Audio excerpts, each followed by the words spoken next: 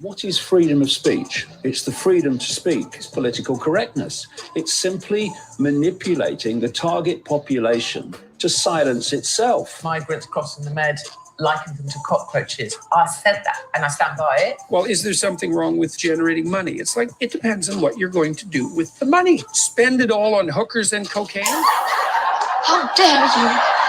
You have stolen my dreams and my childhood with your empty words. And yet, I'm one of the lucky ones.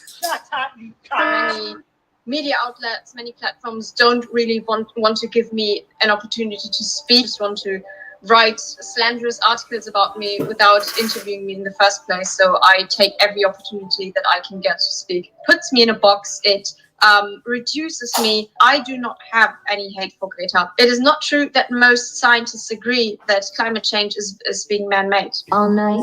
All night. All night. All night. All night. All night. All night. Only need a call plus me. All night. All night. All night. All night. All night. All night. All night. Only need a call plus me. All night. All night. All night. All night. All night. All night. All night. All night. Only need a call plus me. All night. All night. All night. All night. All night. All night. All night. Only need a call plus me.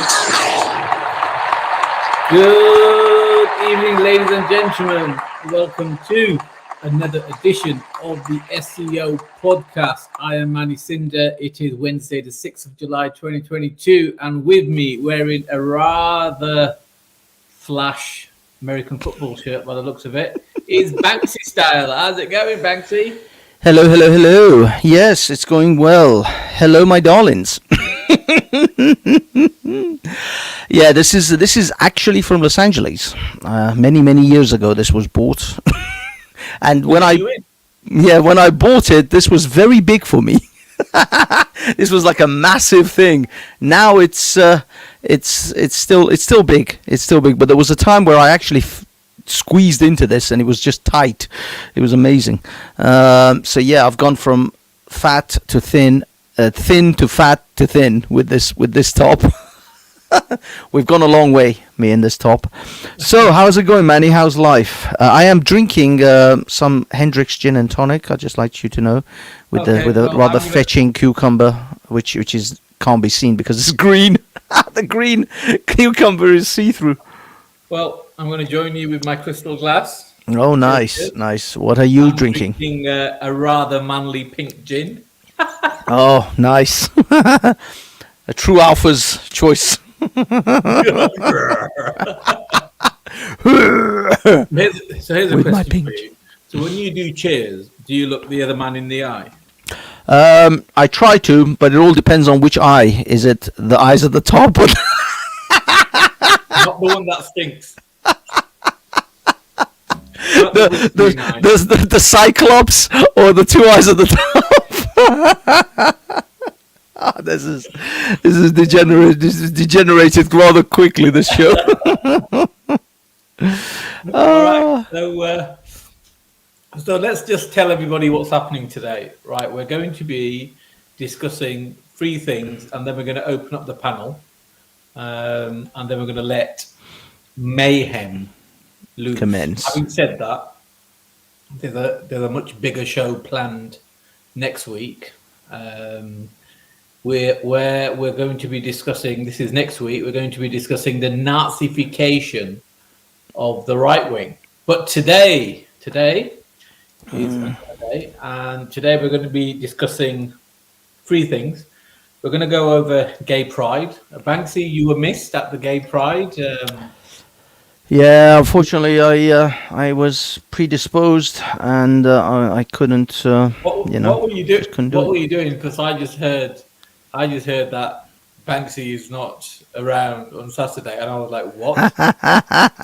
So tell us what were you doing. I was spending some valuable time with my loved ones, family. You were on a date, weren't you? That's what it was. It was a date. No, it was literally time with my brothers and mum and family. You were with family. Okay, but I've got a question for you. Something that came into mind. I thought, God, Banksy can talk, right? And No shit. so I was wondering, and it's just one of those weird questions. So when you're dating and what have you ever been in a relationship where you talk less than the woman? When I talk less than the woman? Yeah. So have you ever met a woman that can talk more than you?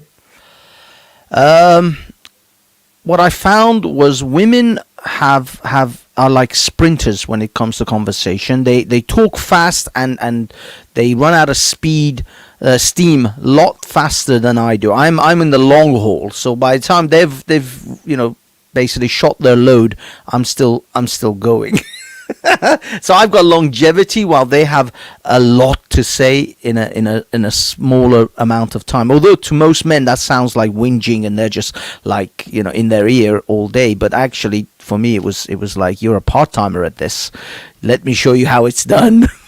I swear, one time I was on a date and I was admittedly nervous, and I talked for so long and so much that she was like, I thought you were going to have some kind of heart attack or an aneurysm.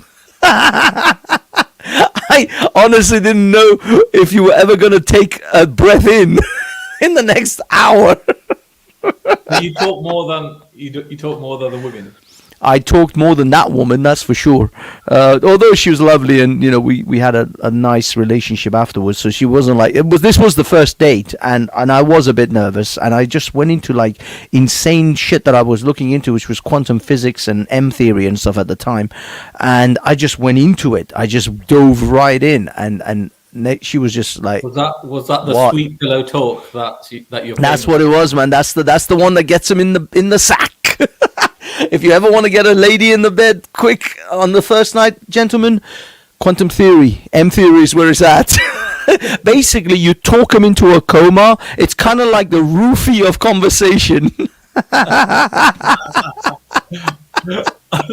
All right. So we are going to, let me start playing this. Big up Sam M. Big up Sam M. All right, let me just speed it up a bit. So I was looking for this video. I couldn't find it. So I was the camera guy at. This is your Pride. I thought you were talking about the other thing. Okay. This is your Pride video. No. Yeah, I found these. These were all over the tubes. So I was there relatively early. I know it doesn't look like it, but way before the actual demonstration started. This was a cordoned off area, which nobody was allowed in apart from through one single entrance. But a lot of things came to mind. I had a lot of realization while I was there. First and foremost, we're losing a lot of good women. There's some absolute stunners, and thankfully that we haven't lost them all. They were there for the music and what have you. But something interesting here. Look, a nice, pleasant policeman. Now, when we go to any other marches, the demonstrations, look at all these ambulance people.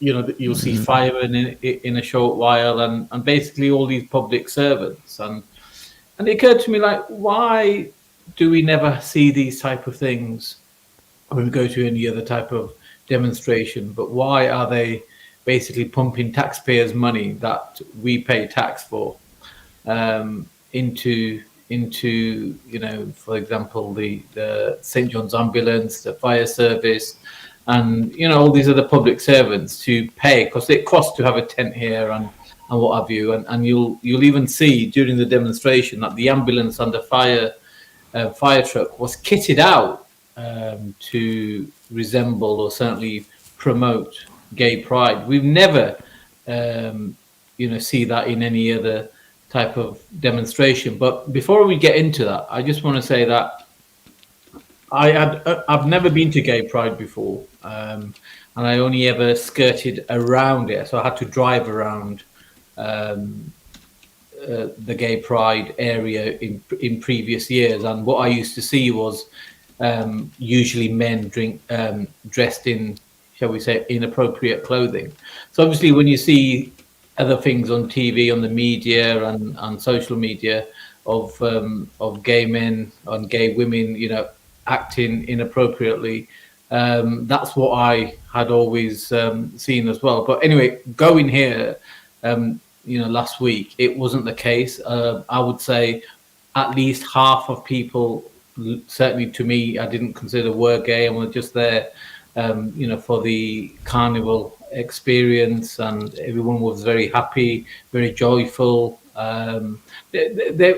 You wouldn't call them free thinkers, but they were very pleasant, and the atmosphere was good. Have you ever been gay pride before, Banksy?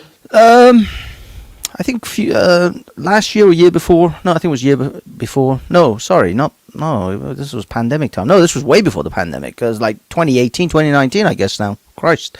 Yeah, sort of in that period. One of those.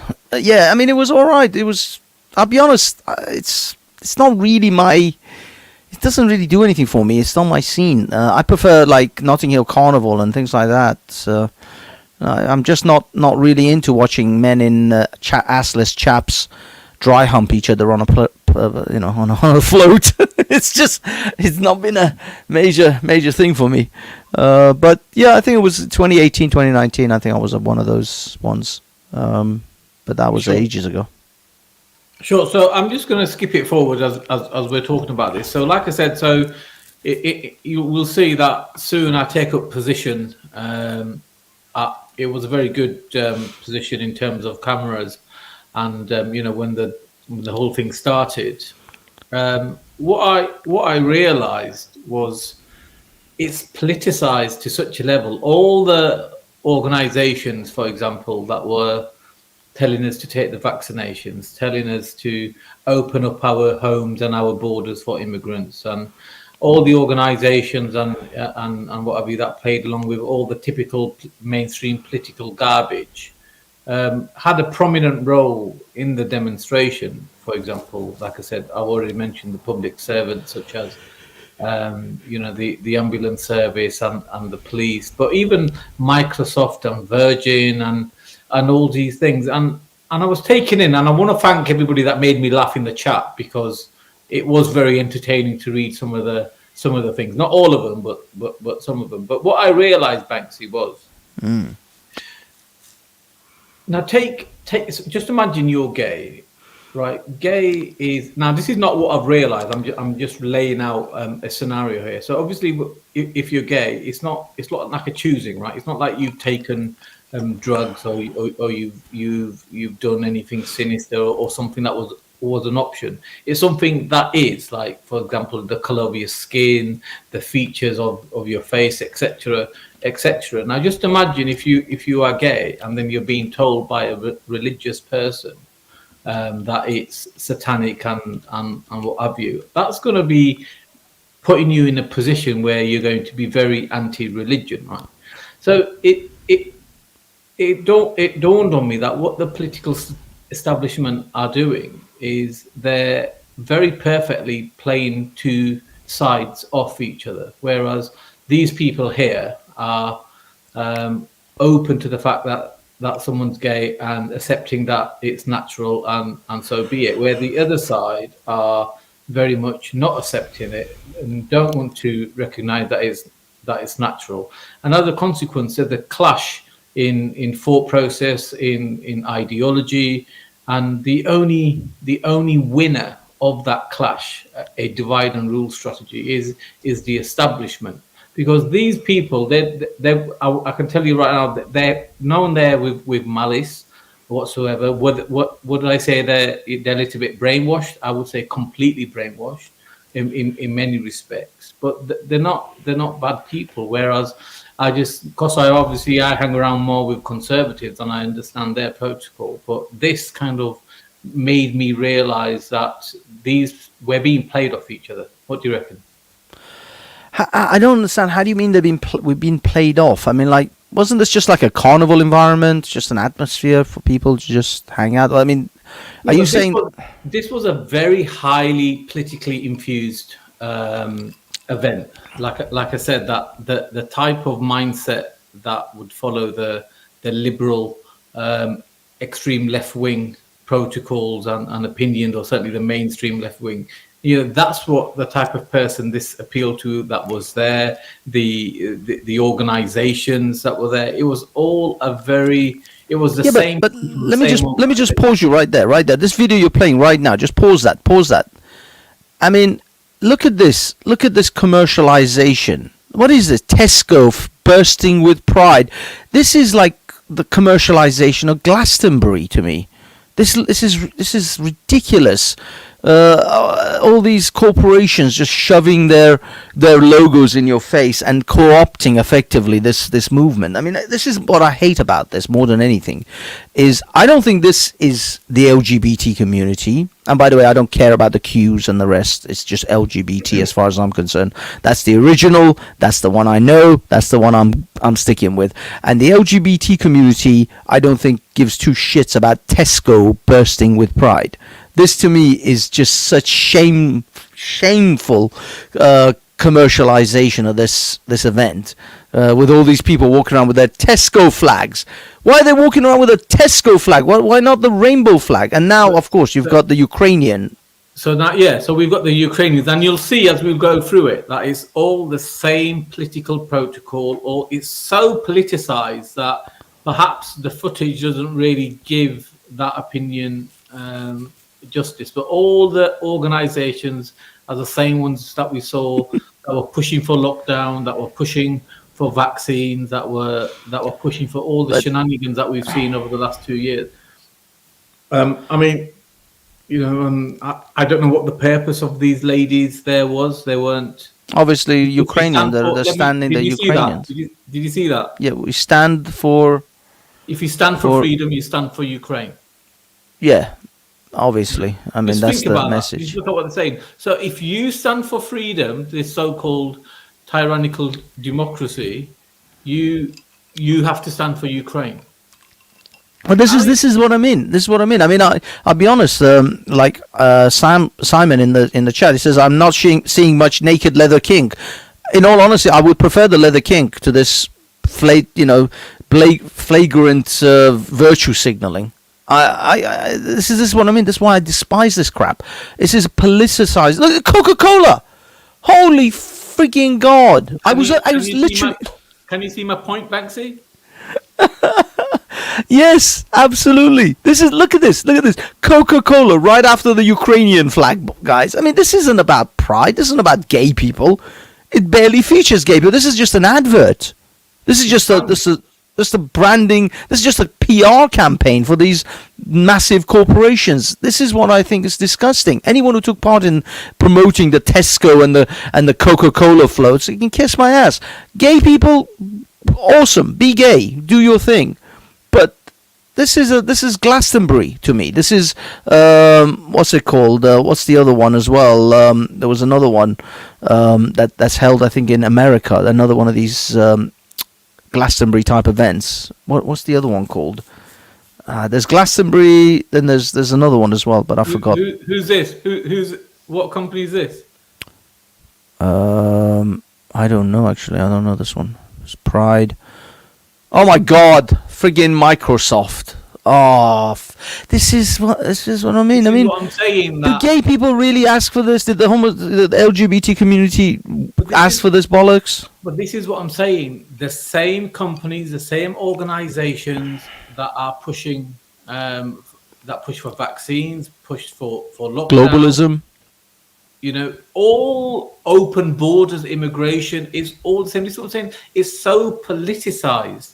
And I feel that as straight people, we look at things and we look at especially things like, and I'm not saying gay people don't, drag queen story time for children, right?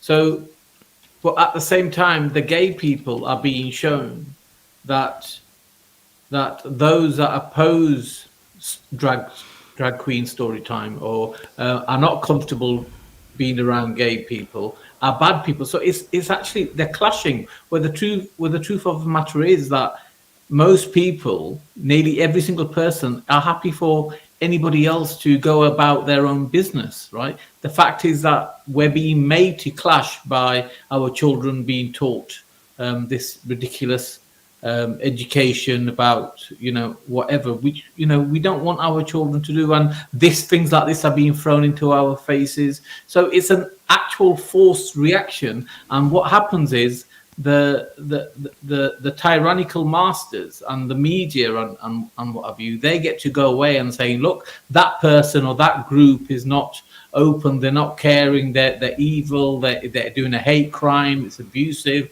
blah blah blah, and they get to bring down more of our freedoms. Yeah. Sorry, some people put down in the text, yes, Coachella, but not really. I was thinking Woodstock, exactly. That's another commercialized event now. And the funny thing is, there was this is a sideline, but I mean, there was a bunch of people complaining, artists complaining. Oh, by the way, before I forget, you notice how the Microsoft float was mostly the trans flag colors. They were not LGBT in the sense that the full rainbow. If you notice, there's a lot of just trans colors, not the full rainbow. But anyway, because that's the most contentious aspect of the LGBT community right now. But there was another person that was complaining that Glastonbury was too many white people at Glastonbury, not enough black people. Glastonbury tickets are like £200 a ticket. Who's one of these people who want to virtue signal by complaining about not enough black people? Well, go and buy some black people. This £200 tickets, love. You go ahead and do that. Hell, I'm a person of colour. I'd like a Glastonbury ticket for free. I'll go to fucking Glastonbury if you're going to buy me the 200 quid ticket. But if you're not going to buy me a ticket, then don't complain why there aren't enough black people. Oh my God, Taffy put in 450. I thought it was 200 quid. I was sure it was.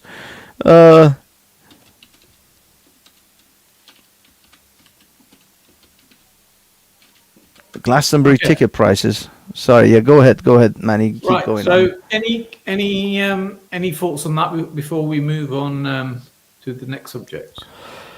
I despise the commercialization of. Yeah, oh my Christ! 2-person scout, £325. Oh no! Wait a minute. It's not. I don't know. But yeah, it looks like it's at least £300 a ticket. Son of a beast. Yeah, I despise the commercialization aspect of these events, the hijacking effectively of these events by these commercial entities. I don't know. To some extent, some people say, well, it shows how accepted it is in society. But in all honesty, I mean, Simon, we should really have Simon on this panel for this conversation because he's part of the LGBT community. But the gay people that I know and I've ever spoken to in the past, they've always said, we just want to be normal like everyone else. Well, if you want to be normal like everyone else, well, there is no straight parade. No one's wearing straight colors and prancing around for a whole month. So, I'll be honest, if you want to be normal, stop the fucking parade. Just be normal. I honestly don't give a shit if you're gay. I was talking to my brother about this exact thing. It's like, nobody cares if you're gay. Being gay is the least interesting part of who you are. If you think the most interesting part of you is because you're gay, then you are a boring person. You have zero personality. Simon is an awesome guy. I love this guy. I relish talking to him every time I see him online or anywhere in real life. Not because he's gay. It's because he's Simon. He's Simon first. He has his ideas and personalities first. Then he happens to be gay. That is a minor side point of his personality to me. To me, it's a side thing that, just like, as I said, just like I'm straight. Nobody cares. Me being straight should not be the most interesting thing about me. It would be insane if that is. I would be the most boring asshole on the planet if that was the most interesting thing about me. So I hope being straight is not the only thing that's interesting about me, and I certainly hope being gay shouldn't be the most interesting thing about you. Being gay is just the thing that you do with your partner when you do it. That is not a thing for me. That doesn't factor into my decision on whether you're an awesome person or not. There's so many other levels to a human being than who they're having sex with. This is unbelievably bland. So yeah, as far as I'm concerned, if you're gay, be gay. I don't. Well, It means nothing to me. Maybe we'll get Simon on a little bit later when we open up the panel. But let's go on to the next two subjects. So I'm just going to recap for everybody. So this is taken from Busker's live stream. So I'm just going to do a quick recap of what happened. So this is the Sharia police taking an innocent lady away. Penfold on the left and the bearded wonder on the left physically manhandled her and kidnapped her while the the cult cheered. All right, so we know what happened, and she was further abused by the police, both physically and mentally. So she was tortured. I believe it's grade 2 torture. I believe it's regarded what they did to her. So last week was obviously an interesting week because we came across this. Am I able to just close this? Yeah. So this happened. So COE recorded this. So I'm just going to play this so we can listen to this warrior, this 10 pounds of sugar in a 5 pound bag warrior tell us what warriors do when 5 foot tall women come to them. Manny, can you, before you play, can you see the link on the side chat I just posted for you in the private chat in the StreamYard?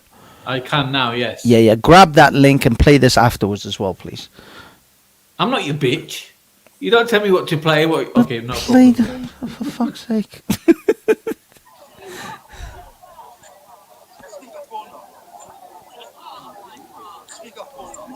It relates. Time again. Shut up, man. Are you wasting police time? Are you wasting police time? Shut up. You come over. She was released without charge, without caution. She was released without charge or caution last week. Why are you wasting police time again? You handled stolen property last week. Where is it now? You handled stolen property last week. Where is it? Wasting police time. She was released without charge and without caution last week. Why are you wasting police time? So you see this man here with the red cap. He's a chap that used to inspire Omar, aka Rat Boy, to go around like a delinquent. So I think this is the same guy, but anyway, side subject. Racist against books. Just taught him. Racist against books. I've been filming you from behind for the last 3 minutes. I bet you're filming. Maybe I rewound it a bit too much. But did you show the bit where Hatun confronts Omar? Then is that what you're trying to get to? No, I'm trying to get to this Teletubby chap calling the police. Oh, okay. Well, yeah, he was trying to place a complaint for Hatun, I think, for harassment or something. You've got a live conviction. What are you going on about? You've got a live conviction for a hate crime. Why are you shaking, you motherfucker? Because you use your shit on people. Have you seen the wonderful language that these people use? Motherfucker, you bitch, you flag, your mum, your dad. I mean, I wish I knew you were. I wish you told me, Manny, you were going to do this. I actually was at Speaker's Corner on Sunday, right at the end of the day. This is from Content Over Everything, but I've actually got a whole series of recordings with Steve having a trolling Omar and the things Omar was saying in Arabic to this other Muslim who's a friend of Shamsi. And the kind of mother this and mother the swearing towards that guy's mother, and it was all mostly in Arabic. So the guy was fuming though, and this bold piece of dog turd as well. He's another one, which is the one actually that went up against Raj. Oh my God, I have a gift for Raj as well. Hold on. Okay, I think I hear the recording here. Yes. I'm just going to rewind it a little bit more. No. I am in the house. Inside. Yes. This is stupid cow. She been arrested last week, and you released her. What a warrior! What a worry. What are you showing there? Let me show your This- thing. This is Omar's. Omar has had this printed out, and he's put it on. He gave me a copy. He gave me a copy of it because he's had. This is professional photo quality. This isn't some regular what do you call it, piece of paper that is just. It's not A4 paper. This is professional photo quality. He's had this printed off. Okay, let's go back to this warrior of Islam calling the police for against a 5-foot woman, completely barefaced lying.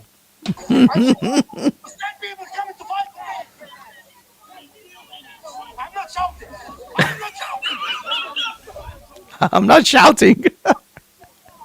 While he's shouting. You're not wasting police time again, are you? So, do you recognise this boy here?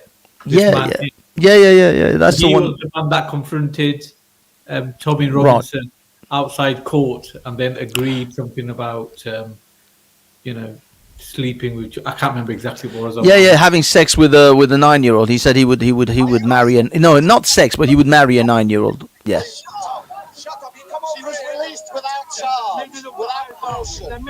She was released without charge or caution. Now I'm going to stop it here. There's another elderly man, I think, who stands up on a pedestal or a ladder on Speaker's Corner and mumbles the same stuff, and he's very skinny. He's practically anorexic. You'd probably know his name.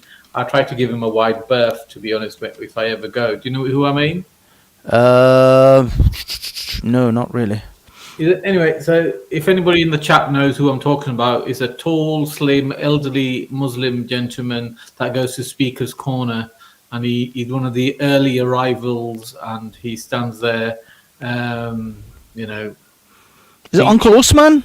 Are you talking about Osman, the bearded old guy with a hat? I think yes, I think it's him. Now, even he was seen lying to the police when something kicked off recently. Osman lies all the time. All the time. He's a prolific liar. And it is absolutely disheartening, and to see these elderly men acting like this. But brings me back to the question that we had last week: who ruined Speaker's Corner? Quite evidently and without question, these members of the Muslim community have ruined Speaker's Corner. Those that want to become famous, those that show this type of aggression, that can't handle free speech. Free speech is an intellectual gift to understand, to support, and to use free speech and allow free speech to be used is an intelligence.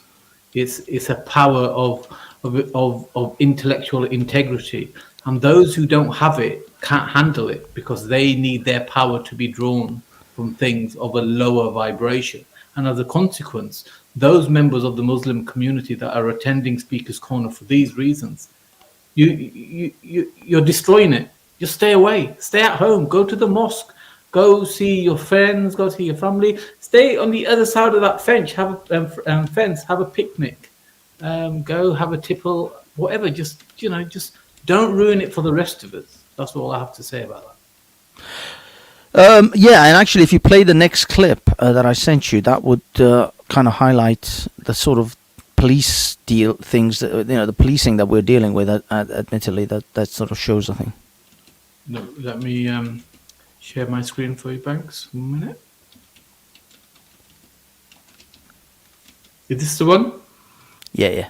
If you can make it full screen, because it's already small as it is. How do I make it full screen? Just click on the no. If you there should be an option there, right? No, that's not gonna do it. No, if you hover over the video itself. This is a short though. Yeah, but you can still make it full screen. Oh. Usually when you hover over them, doesn't it allow you? Doesn't it give you the full screen option?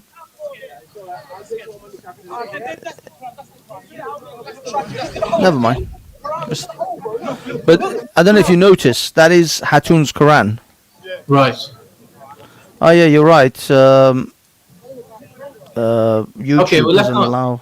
Okay, so this is the Quran that's being retrieved, the stolen property of Hatun. Is that what you're showing us here? Yeah. But look at this. The police just hand it over to a bunch of bloody Muslims, even though there's like more than enough documentation, evidence, videos to show that is Hatun's. And some Muslim, and this is the other thing as well, you would think Muslims would have respect for their Quran. I mean, they stole it because it was being disrespectful, and then they just chuck it in some bush. They just chucked it in the bushes. Yeah, and there's on the, it's all fair and dandy pointing out the intellectual capabilities of the Muslim community that attend Speaker's Corner for this purpose. I'm not saying all the Muslim community. I'm talking about these type of people that do this type of stuff. But we also got to point out that Hatun isn't necessarily acting like a respectable person anyway. There's more than a million ways to critique the Quran without drilling holes into it. You clearly are inciting some kind of aggression towards yourself. I don't ever think that's ever required. Yes, you can do it. It's your freedom to do it. That's fine, right? I get that. But there was only going to be one type of reaction that you were going to get from the Muslim community, because they haven't reached a point where they can see this type of thing. And I'm sure that's with other religious communities as well, but obviously the Muslim community had an extreme example.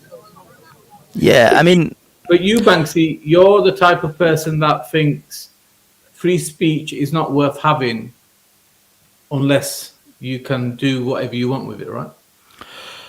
Well, the thing is that even the British, I believe one of the high courts in Britain, which was Speaker's Corner Steve was talking about, acknowledged, and in America they've also acknowledged this. Anyone who examines freedom of speech acknowledges freedom of speech is also the freedom to offend.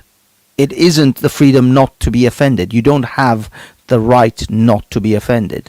The whole entire purpose of freedom of speech is that what you say and I find offensive is on me to deal with, not on you to not say it. I have to find a way to deal with your offensive things. The fact is, if it was up to me, I would ban Dawa. I would 100% ban Dawa and the Quran from Speaker's Corner, from the whole country, because I'm not a particularly freedom of speech kind of guy. But luckily, the country that I live in respects freedom of speech and allows your Dawa, but you also have to allow my filthy mouth and the shit that I might say that you might not like. That's how it works. The door swings two ways.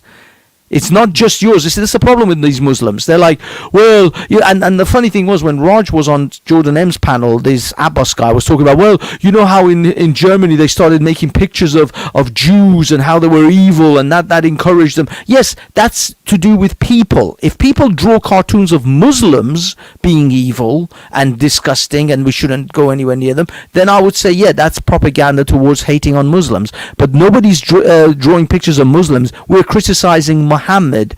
Even in Second World War Germany, you were allowed to criticize, now, when you're not, in some countries where it's illegal to have anti-Semitic books and anti-Semitic material, you can still draw cartoons of Moses, you can still draw cartoons of Abraham, so that doesn't change.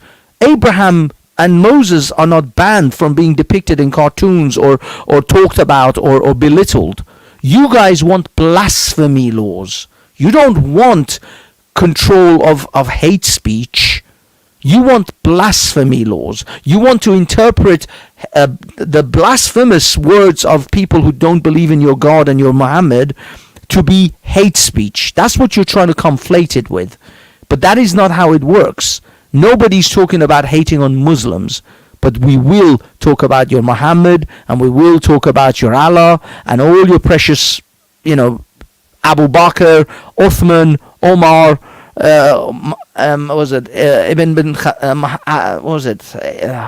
Omar bin Khattab, all of those assholes. In fact, Omar bin Khattab can kiss my chuddies. Okay, right. Next subject, and we're going to open up the panel once we've had a quick discussion. So this happened. So this is, as we know, Anne-Marie Waters of For Britain. Yes. A political candidate, somebody that I've personally interviewed. So a lot of the things that she's said and done, I've been in agreement with. Somebody that I thought genuinely wanted the very best for Britain. But I've seen this picture. So this picture was taken in York, and it shows her holding a megaphone, branded quite clearly, quite obviously, by Patriotic Alternative, which is set up, formed by former BNP neo-Nazi types and continuously operated by them. It was actually, if I'm, launched by the first Asian Nazi, I would say, or someone that we all know, which is Ralph. But obviously, I don't think Ralph's skin tone was quite right, because as soon as it was formed and launched, he was kicked out by Mark Collette and co, who's a former BNP, and we all know who he is. We're not here to go over that old ground. So what I want to do first is, obviously there was an instant reaction for this, and let me see if I can find the video. I thought I had hired. Did I put it here? No. Bear with me. For Britain, let me find it. It's going to take me 30 seconds. Now, while you do that, I will counter this, which me and Manny have already had a brief conversation regarding this image. Anne-Marie Waters has already made a video on her channel explaining the fact that she was at this rally with a different groups of people that she felt that were like-minded, and her PA system malfunctioned. And as she was trying to address the other side, which was a very large, powerful group of protesters against them. Yeah, we're gonna watch that here. We're gonna talk. Okay, here. In that case, then I'll stop. And then we're going to see what she's saying may not be accurate. Let's go. Other groups or organisations. But that's the reason why I don't support Patriotic Alternative. There's a lot of, from what I can see, the little I know, the little I have seen, I've not known anything of them for some time. There's a great deal of anti-Semitism, things I won't support and don't support. So that's the reason for the division here. People talk about uniting all the time. You can't unite. And I'm sure they feel the same way about me. You can't unite with someone that you most profoundly have these profound disagreements with. But let me tell you something very important.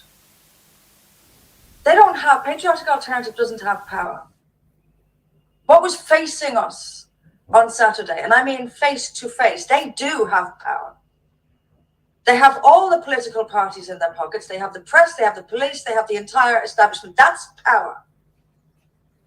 So if Sam Melia happens to be standing somewhere near me, do you really think I'm going to spend my energies bickering with him? Look across and see the problem. So what she's saying there is, indirectly saying that they're not my enemy, that they, if anything, are more similar to me than they are indifferent, and that they are not powerful. So she's laying down the foundations from reading between the lines and saying they're not too bad, they're not so bad. That's what she's saying there. I'm just going to rewind it a little bit back because I want her to I want everybody to listen to when she says how she took the microphone. Nothing but denounce. I think Nazism is one of the most evil, right up there with communism, one of the most evil ideologies of all time, and I have no sympathy with it whatsoever. In fact, I personally wouldn't fare very well under a regime or a government or power that was Nazi sympathizing. They seem to spend a lot of time poking at us, but that's okay. You focus on yourself. You don't focus on what other people are saying. I was going to say actually when I started that my dog's in the room, and if she starts scraping at the door, I'll have to come out very quickly. She's scraping at the door. Because they have the press, they have the police, they have the entire establishment. That's power. So if Sam Melia happens to be standing somewhere near me, do you really think I'm going to spend my energies? The local MP who, us being subject to terror attacks, crime, rape, it's absolutely extraordinary. Say that there were ugly scenes in your, yes, there were, game. That sharing a platform thing, that's very left-wing, guilt by association stuff. That's what they do. So now, if you are standing on a stage with these type of people and you call it out, you're indirectly, she's calling you a left wing. I mean, they've got no problem, of course, with Stop the War Coalition being in bed with all sorts of jihadi groups. That's fine. And it's fine if Jeremy Corbyn shares a platform with Hamas. That's fine. But if I share a platform with Patriotic Alternative, we're the same. First of all, it wasn't my event. I didn't organize this. I was invited to speak at it. Because I don't like to play that game. I don't ask for a detailed CV of everyone else who may be speaking. I spoke at this because I feel really, really strongly about it. And I was angry then, I was angry before, and I'm still angry about it now. When I posted on Facebook that I was going to speak at this, I said I was angry. And I am. And one of the things that's making me so angry is all this. We are so far gone beyond the optics thing. Optics to who? Who? Unite against fascism, hope not hate? Are we worried about what they might think of us? I don't like the share a platform game, but it wasn't, to be Sorry, clear. pause it for 1 second, please, Manny. No, the problem is she knows the political game and how it's played, and she knows how optics play a part in all of these things. So I am very, very surprised at this naivete, or at least the pretense of naivete that Anne-Marie is showing here. Now, don't get me wrong, I'm not saying that she is in any way in league with them. You, Manny, seem to have a different opinion on that. I still don't believe that Tommy and Anne-Marie are in any way connected with PA, and I think that they still hate them because the last time the Tommy did the R of Britain, the thingy of Britain, the abuse of Britain show. The second one, he kicked out the PA people, and Anne-Marie has already come out categorically denying their any association with that group, and she's denying it even now. But the main thing is that she should have known the minute she took a megaphone with a sticker of PA on it. She should have recognized this is going to have a political ramification. She's trying to be a politician. She's trying to be elected an official.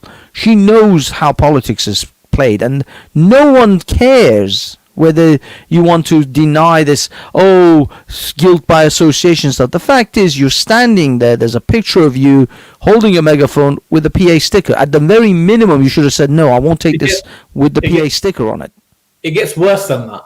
But I'm not gonna give you the surprise. I just want her to first tell us what happened and how she got to how she was passed, and then we're gonna hear it from the other side. So let's just get to that. Okay, go for it.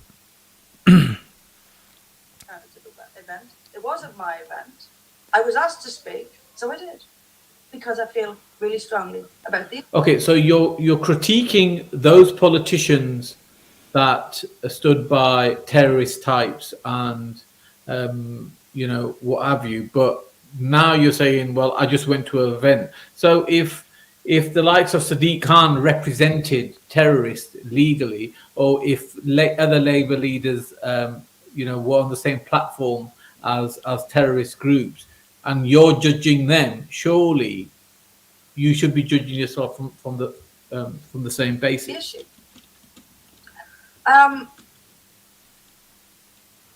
As for the megaphone, the PA system that was given to me went off and on and off and on and off and on. It just added to the absolute. This isn't, I've never liked speaking at rallies anyway. I don't like speaking outdoors. I don't like standing in the street with a megaphone. None of it sits well with me. I don't like it. I would rather, ideally, in an ideal world, and it is a very ideal world, because we're a million miles away from it, I would rather a civilized, fact-based debate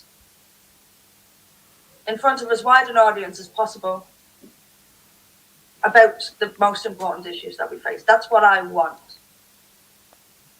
Everything else to me is substandard to that. But the PA system kept going off, and I was handed a megaphone. So I used it. That's it. That's it. So she was handed a megaphone, right? And she used it. Simple as that, right? Innocent enough. A super professional political person, and you have to give it to her. She is a very good politician. There's no, and she has been a hero of the right wing. But now let's hear something from the other side. So just to show you a video that's gone up today. I Hate It Here season 2.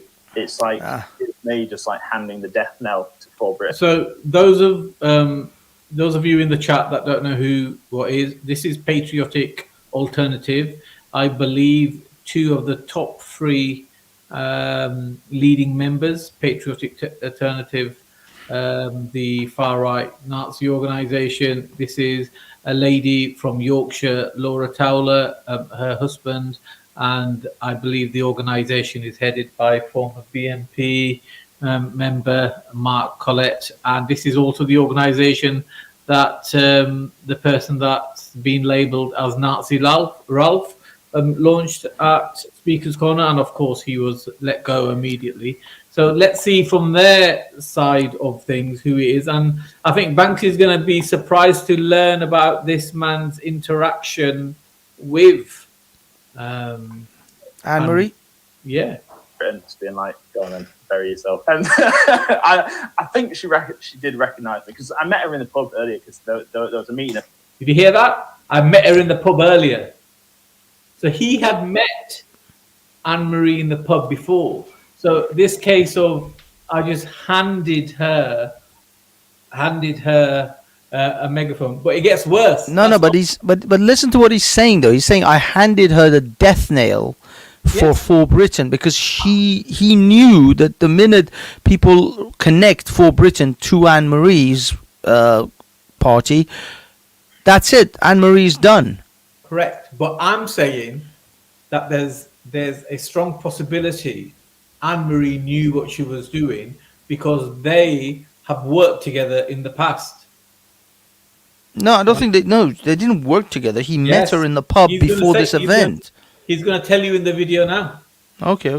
He didn't organise an event like that, and I was introduced to her, and I was like, "Oh, hi, I'm Ray. Hi, it's been a few years," and she was like, "All right, hi," and just kind of turned back to it, and I was like, I don't know if she recognised me, but yeah, she went hell for leather on it, and I was just like, "That's insane." That she would do that. If we were at a demo and for some reason, like the Communist Workers' Party went, "Oh, use this megaphone. It's got a big hammer and sickle on it, and it says, 'I hate white people.'" And I'm there going like, "Oh, hear me," you know. And I'm shouting at a crowd, and it's like everyone's getting pictures of me. I'd be ruined. You know what I mean? Here's me just like handing the death knell to For Britain, just being like, "Go on then, bury yourself." And now we get to laugh at her. And I think she's the one that's going to get in trouble. We're not using her megaphone; she's using our megaphone. Well, that's exactly it.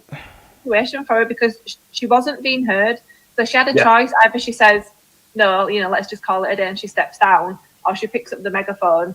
Take this, handing the death knell to For Britain, just being like, "Go on then, bury yourself." Steve Laws is in the chat on D Live, and he said Anne-Marie Waters with a PA megaphone is a clear example of who is leading the way. St. Harrison donated $3 and said, "Did you sanitize the megaphone after Anne-Marie touched it to protect yourself from monkeypox?" Darren, you know what? I can't read this out, it's rude. Actually, you know what, though? I think I do like women. I think I have caught lesbianism. Right, so, and then we go back to the previous video. Scotland is so corrupt. And then we look at the comment underneath that video. Let me just get rid of this live chat. Oh, this is the Anne-Marie. Yeah, I don't know what's happening with this. How do we get rid of this bloody? Because you've squashed everything up, so you're gonna have to put it in regular screen and then be able to get rid of that. Okay, Actually, there it is. If you scroll down a little bit. You got comments. Where are the comments? I don't know what you're doing, man. You're just. Here we go. There we go. Here we go. Look, good to see you alongside the patriotic alternative guys as a united front. Hopefully we see more events with both groups together. Now I'm just pointing that out. I'm not saying that's evidence for anything. So this is what I'm going to say.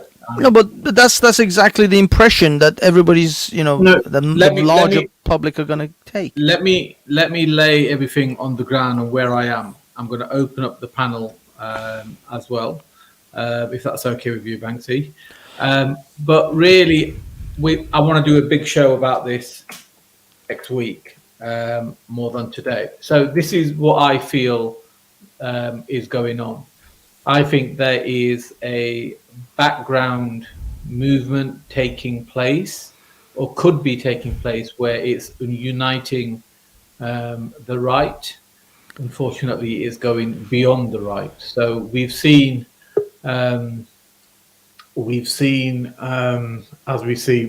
let's give Anne-Marie Waters the benefit of the doubt, and let's say it was put by pure mistake. I don't believe it really was by mistake, basically because she knew him, she's worked with him, she sacked him before, and she met him at the pub before, and it would have been clear to her the branding on the megaphone.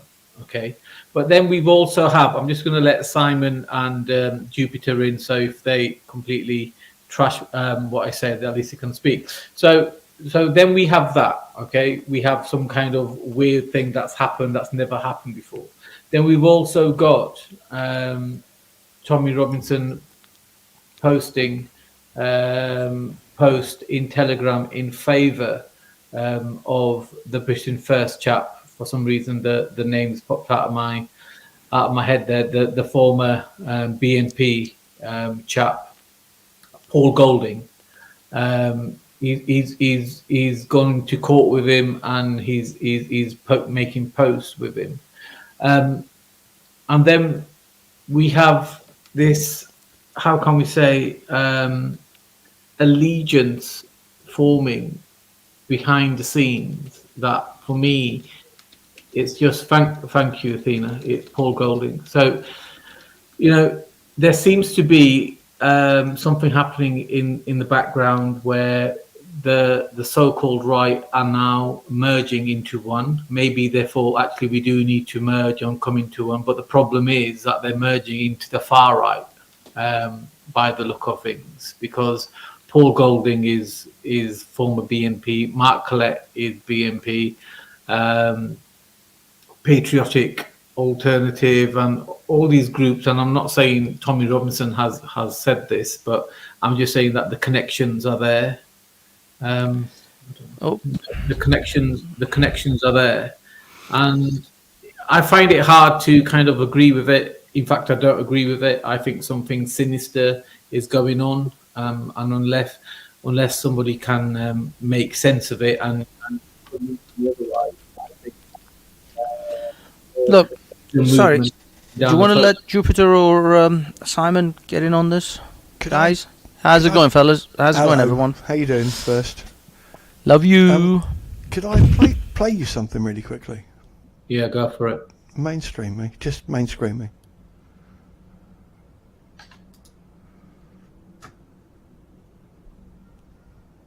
Can you mainstream me? Make Simon. You're not the- sharing your screen. No, he just wants you to make him the main screen. Just solo me out. That way we can see it.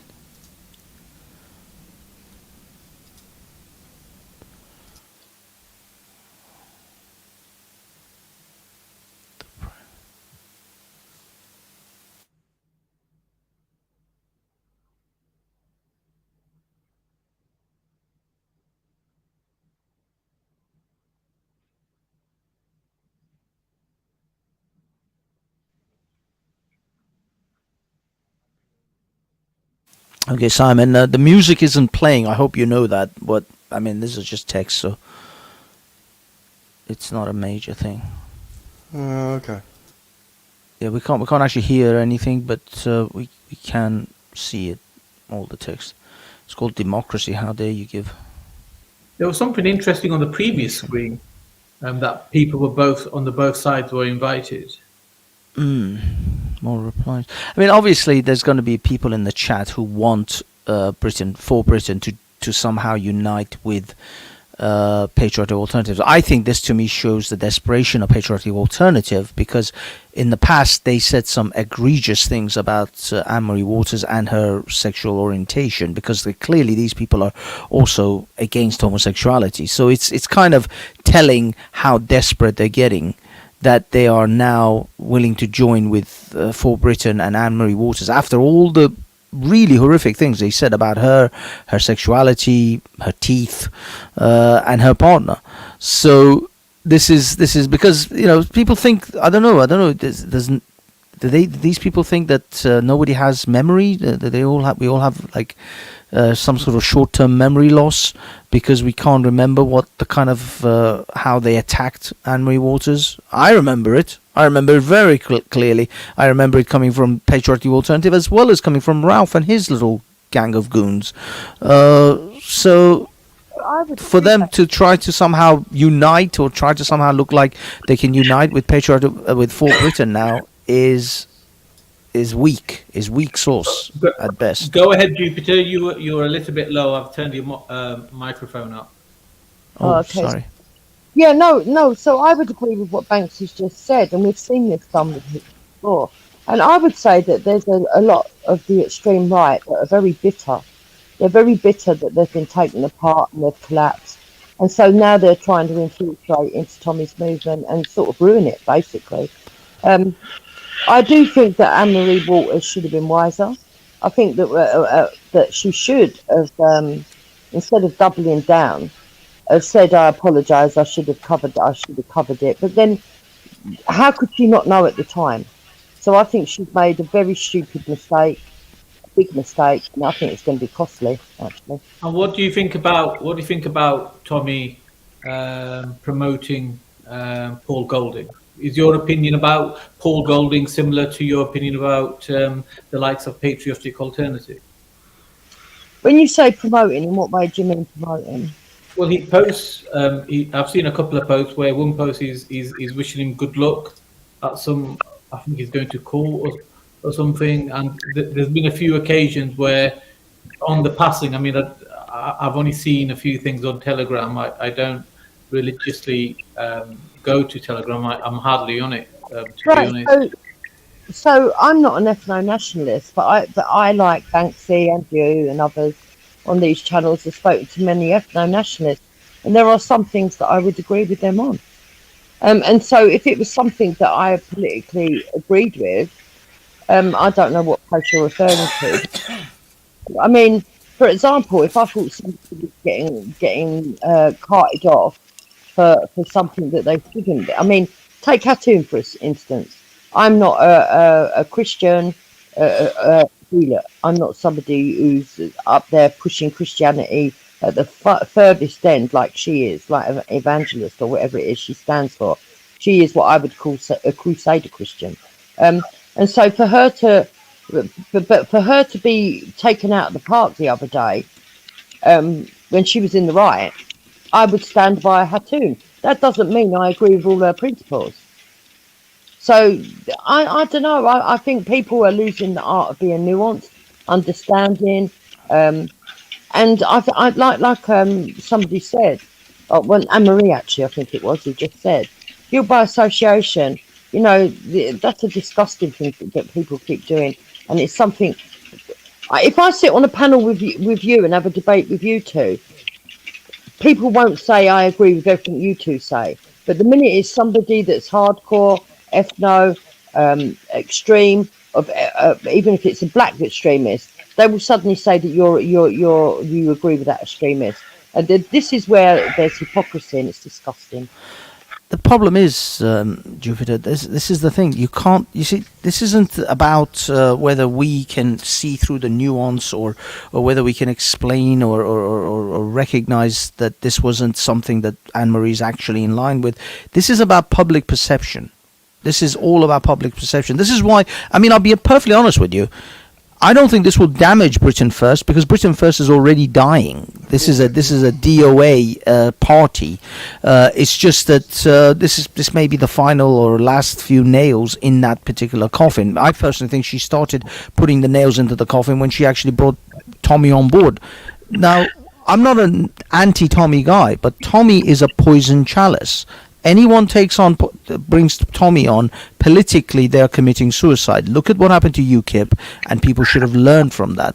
But I'm sorry, but that's what the general public think of Tommy, and so that your party is going to die if you bring him on board.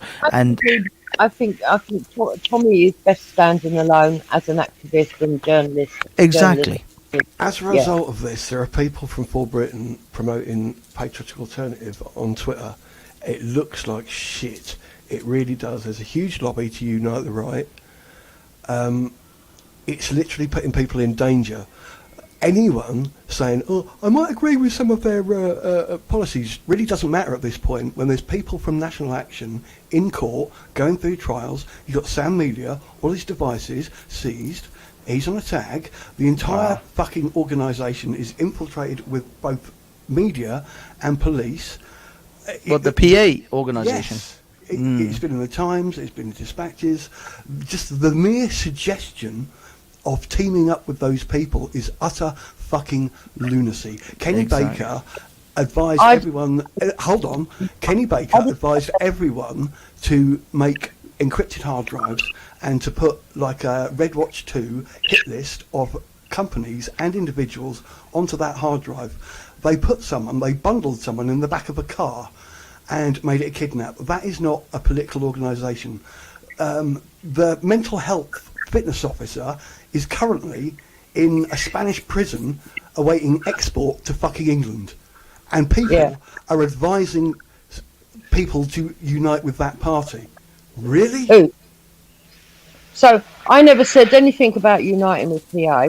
Okay. When I spoke about nuance, I was talking about Paul Golding, not Anne-Marie Waters. Yeah. I'd already agreed that I think that what Anne-Marie Waters did was very stupid and it was going to be costly to her. So. Yeah. Enough. I mean, the thing with Paul Golding, although whether Tommy Robinson's chums with him or not, it doesn't really matter, because Tommy Robinson, again, is not trying to become a political, I don't know, but I mean, he certainly isn't now trying to become a political figure or a politician. Anne-Marie is. Now, Tommy can hang out with all the scum on the planet. I personally think Paul Golding is a piece of dog shit because he's a woman beater, and to me that categorically puts you in my bad books. You're not getting any Christmas cards from me. But whether Tommy wants to be chums with him or not is irrelevant to me. Sorry, Manny, you're on mute. So this is my point. So Paul Golding is linked with Tommy, and Tommy with Paul Golding. Tommy's linked with Anne-Marie Waters. Now Anne-Marie, we're going to give her the benefit of the doubt, but in my opinion, I'm not too sure. But let's just say there's some kind of she's been speaking on the same platform as Patriotic Alternative. There's connections here. There's something being built, and my gut feeling is that maybe someone's orchestrating, let the right unite type of situation that could be happening. But the problem is with this, it's a no-win situation for them, because uniting with the Nazis is a no-win situation, and I'm just scared of just. He goes and unites with those Nazis, the damn right fools, because they will be the next lot arrested. Let them go do it.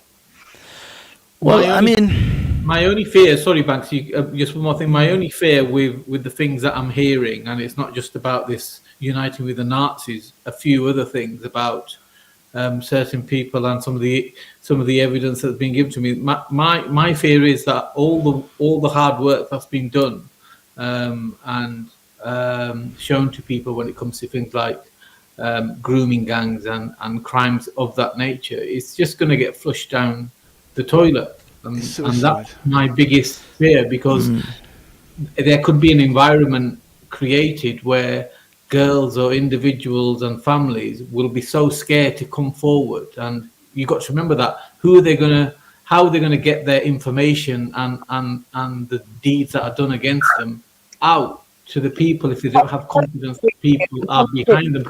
What, to the police, to the government? They're joining those grooming gangs in doing those type of crimes at some occasions. Yeah, I totally agree with you, Manny. It's already happening. The politics has gone crazy. So much so that a girls' retreat that was supposed to have been set about for that Tommy Robinson, the so-called victim, in touch with someone to go and have rehabilitation. There was a group of people that took it upon themselves to ring up the person who owned the place where the therapy was going to happen, so that those people wouldn't do it by using Tommy Robinson's name. It's just disgusting what's going on, and it's only the girls that are getting affected. And I think a lot of Sorry, Jupiter, your microphone. I think we've changed subjects and gone very muffled. Yeah. Sorry, Jupiter, your microphone is become really you might hard. want to sort your microphone out. Yeah, it's incredibly hard to hear her. But I mean, she's got the arsehole because people are questioning episode 3, and people are free to question episode 3. I won't ban Athena, Mandy Mosley, or Public Annoyance from my chat or my YouTube channel because Jupiter says so.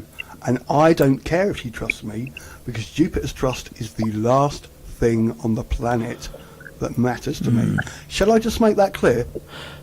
What's happening with episode 3? May I?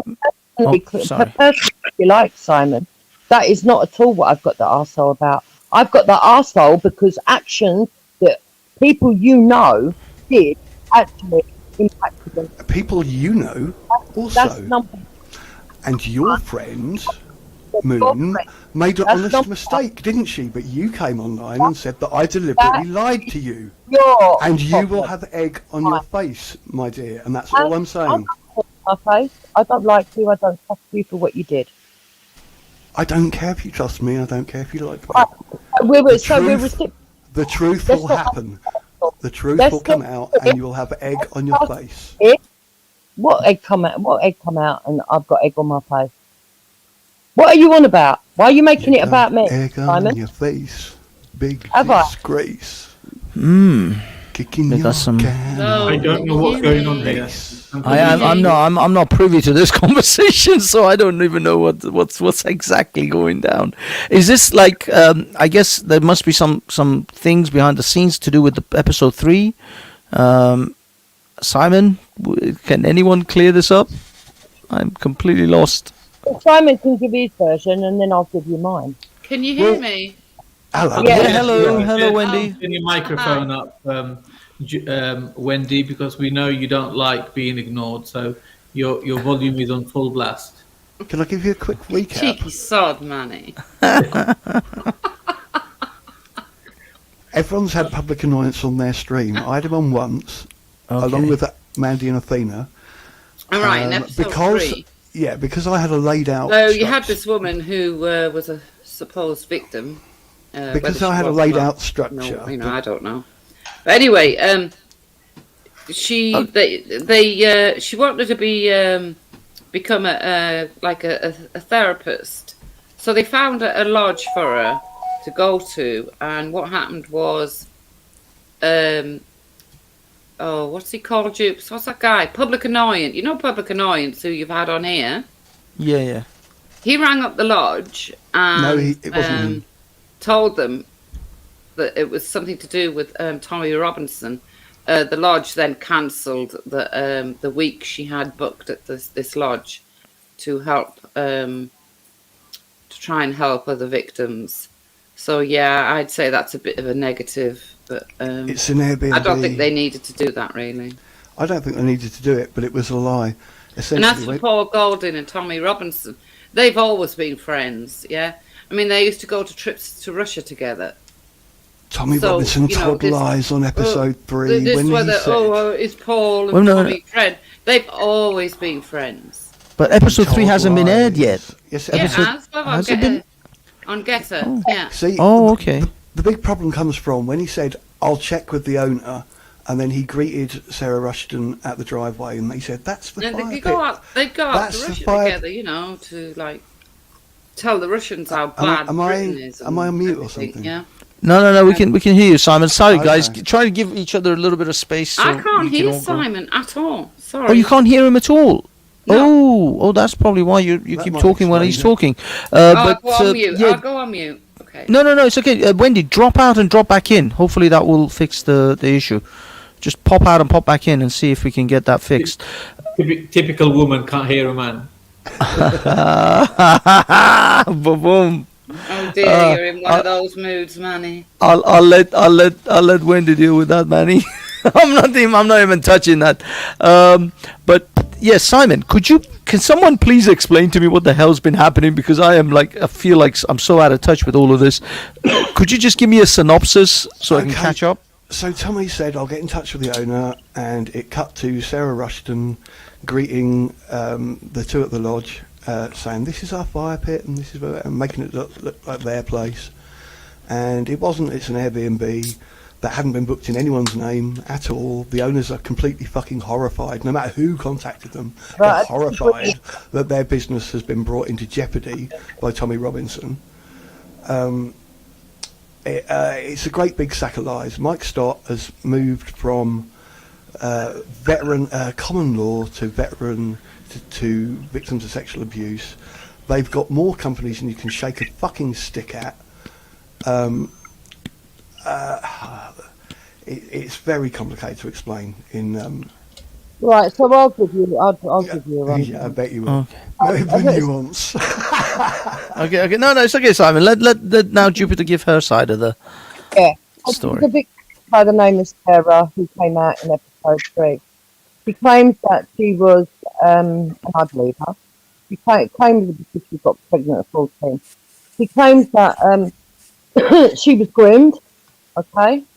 Claims that she was groomed, and her connection to the grooming gangs that the angle to Tommy is the fact that the man that she ended up having a child by, she ended up living with, unbelievably. She ran away from home, but she was 14, he was 42, okay? Well, in fact, she was 13 when she ran away from home. She was 14 when she had the baby.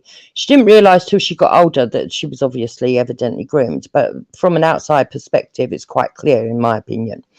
The brother of the person that she had the baby by has been convicted of sexual offences.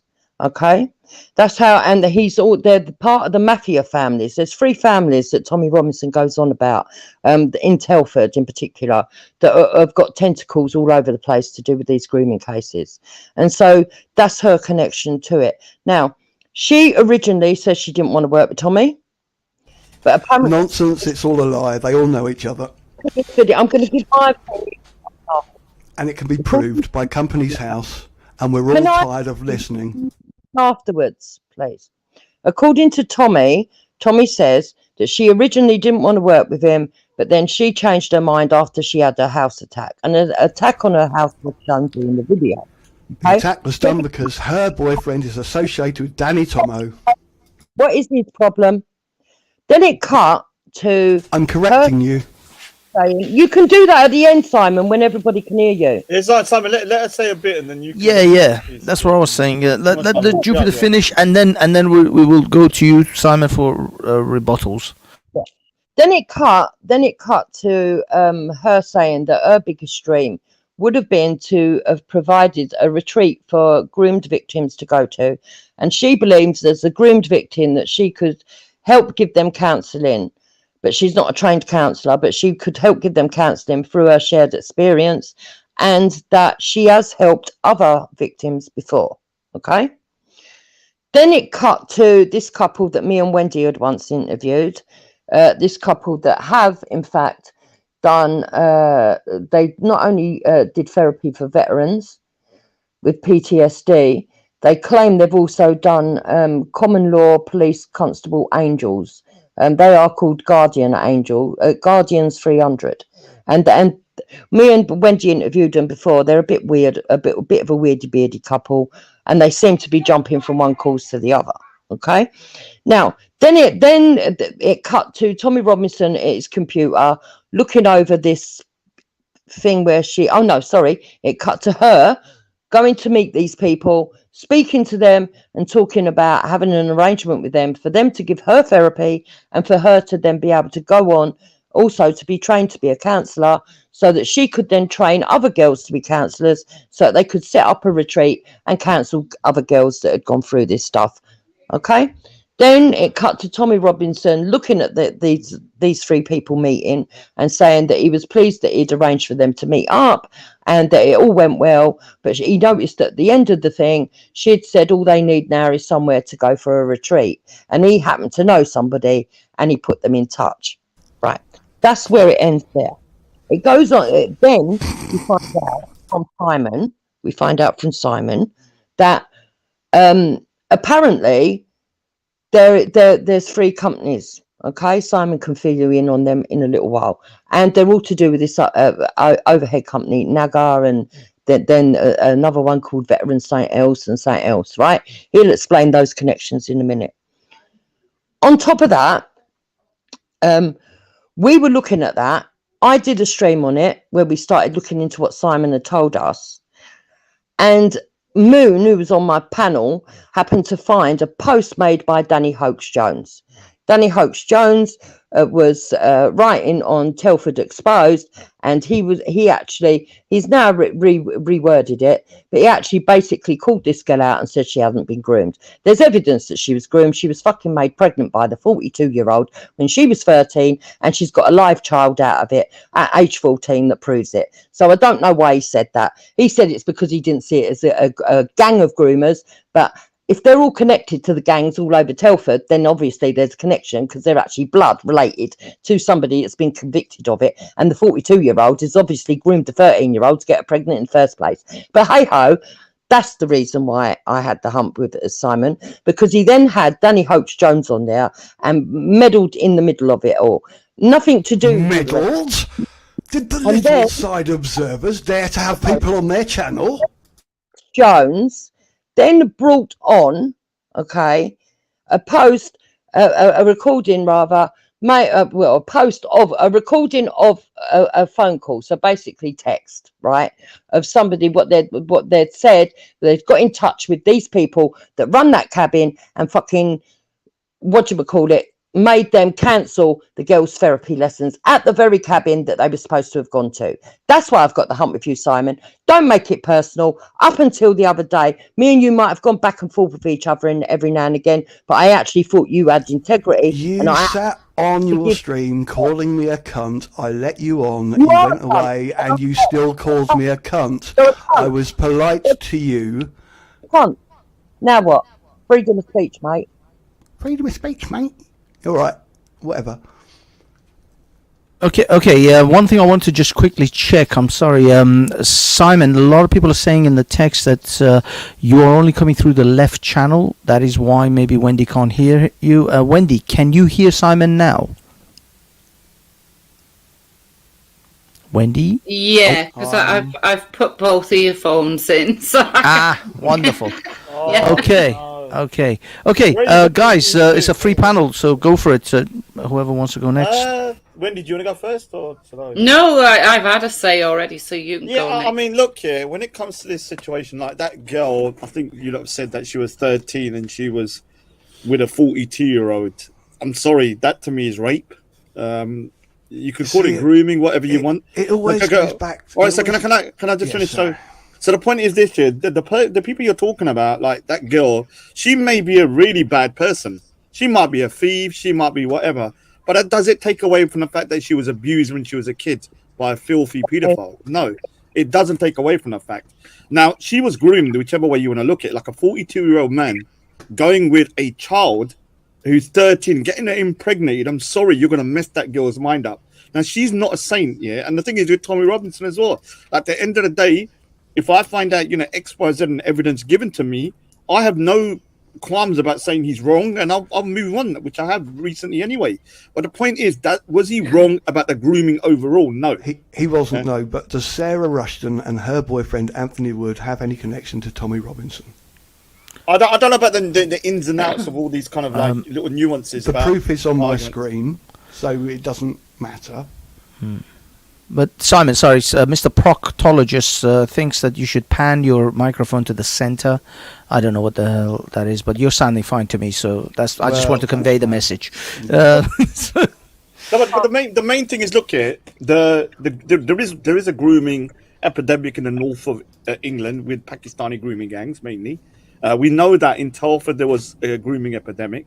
We know that that girl, she was basically raped by a paedophile when she was 13 and had a baby. Now everything else, whatever else is going on, if Tommy Robinson is doing fuckeries about fraud and all that, yeah, we'll ban him in it, yeah, but it doesn't take away from the fact that there's a grooming epidemic, right? Or was. And I think this is the problem now. People are trying to kind of deflect from the real issue. And just because Tommy, sorry, Raj, before I forget, I just Yeah. want to show you, this is a gift that I have for you. This is from Omar. Omar gave me this on Sunday. Which one's me? Which one? I don't know. I can't tell. But no, the thing is, he has had these professionally printed, and hold on. Sorry. Do you know what? I'm honored. Next time He's I go had down these, there. and I said to him, I think, Omar, this speaks a lot about you than Raj, because you have gone out of your way to have these professionally Imagine printed. that. Imagine if he's wanking over them as well. I know. I just said, can you give me one that's clean? Gentlemen, Raj's show is tomorrow, not today. Yeah, mine is so tomorrow. shall we Yeah, finish you this talk tomorrow. conversation? Yeah. Yep. Well Okay, done, sorry, I digressed. But I mean, I don't know. This Tommy thing is becoming a bit of a mess. I think Everybody is ignoring this. The fact that the previous company was dissolved for not putting accounts in. There are people. What was the asking- previous company? NAGA, CIC. Ah. Sarah was on the board of directors. And what's this? Is this Sooner? What was it called?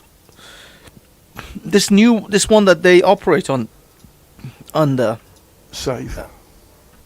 Scope? No, Scope. Safe. They claim that they're not going to charge any money for it. The problem is, right, you've got to look at it like this. If you're a groomed girl or woman who was groomed as a child, and you believe that you can help victims, and you've tried once at a business to fail to do that, does that necessarily mean you shouldn't try again? her boyfriend responded for the request for accounts by calling the other bloke a paedophile. What does that look like to you? Is that a familiar pattern? But can I say this here? Look, I mean, am I dumb? Why does it keep getting reverted back to was she a victim or was she not? Now she can be a criminal and be a bad person and still be a victim of grooming, right? She can be both. Yep. It's very complicated. Yeah, and that's why you need to be absolutely certain of what you're saying.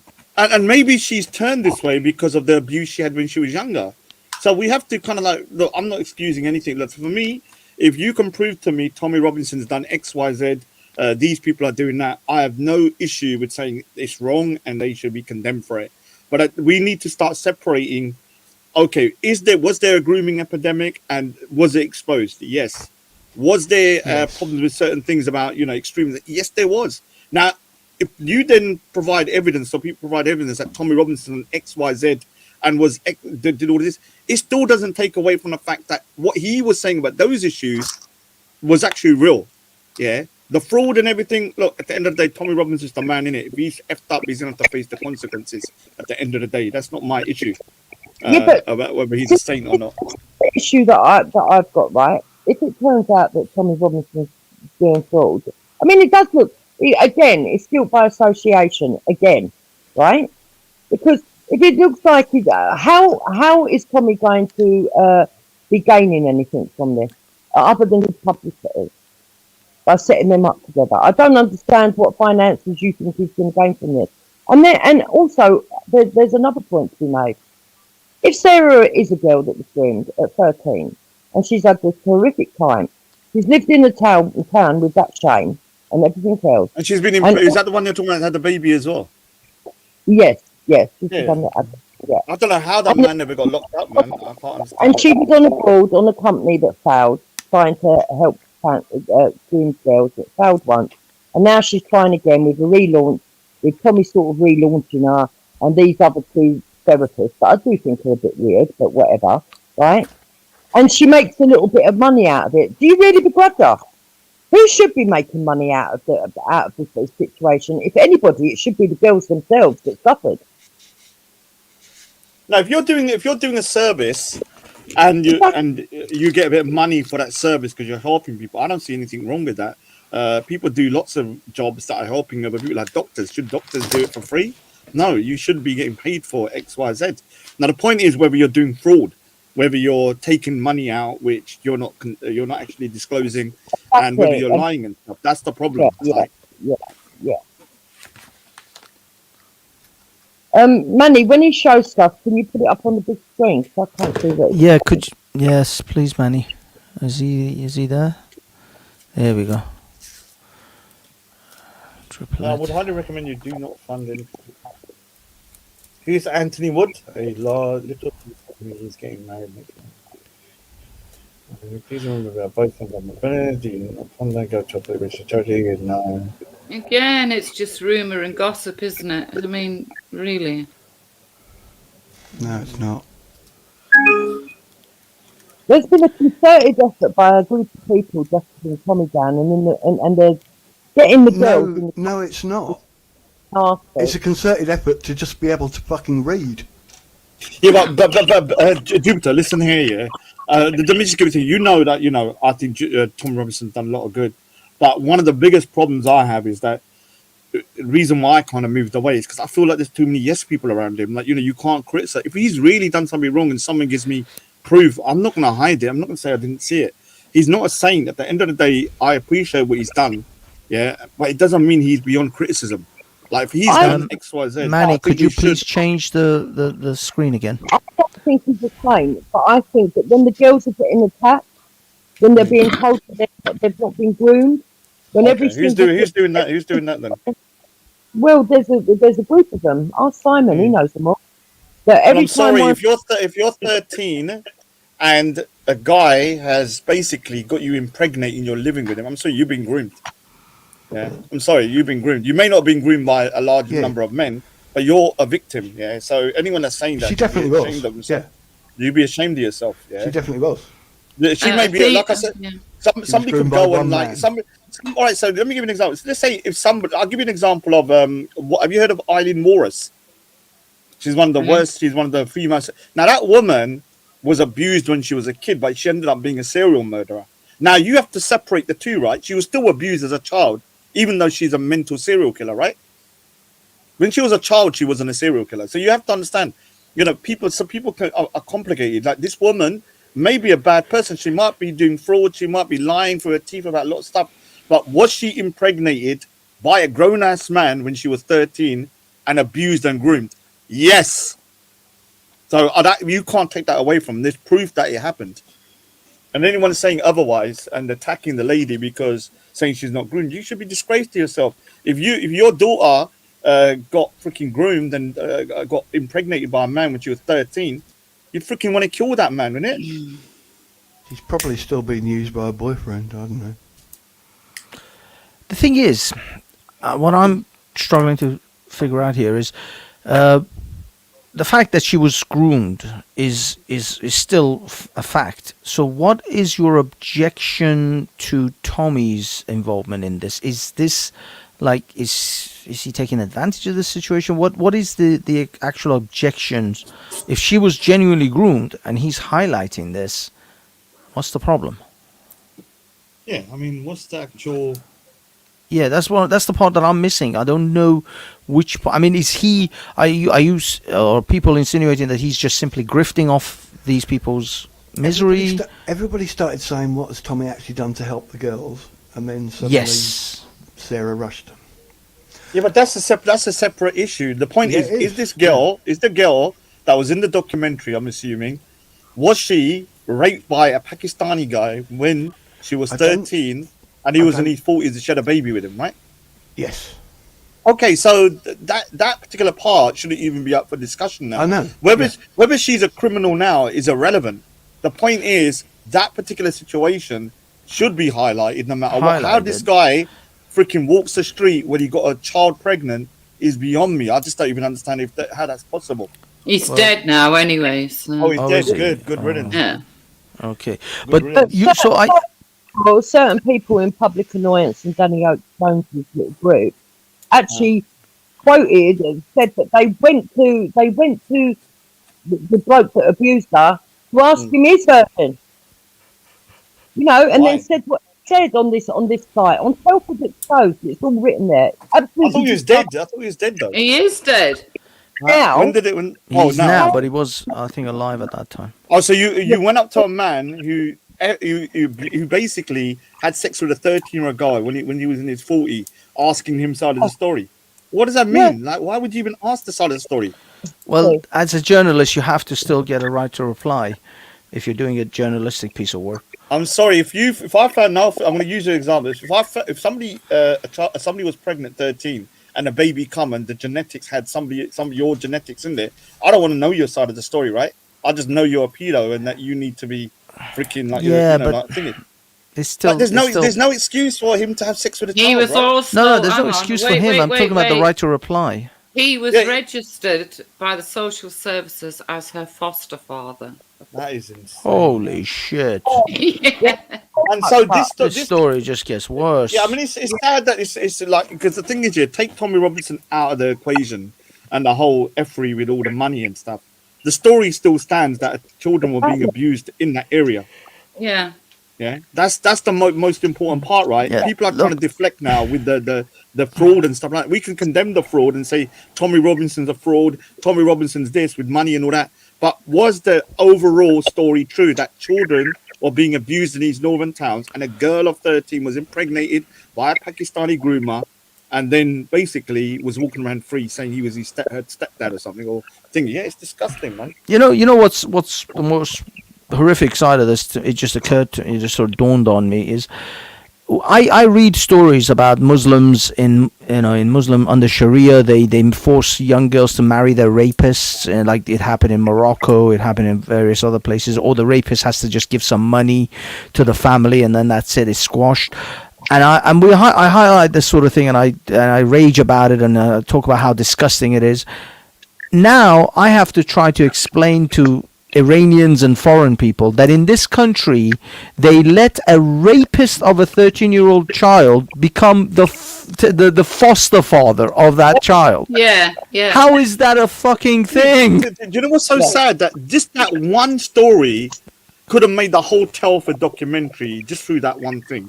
Yeah, Now, exactly. this is what I don't understand. If Tommy Robinson or the documentary lied about other things, I don't understand why, because that one story is so disgraceful that it could have held up a whole documentary by itself.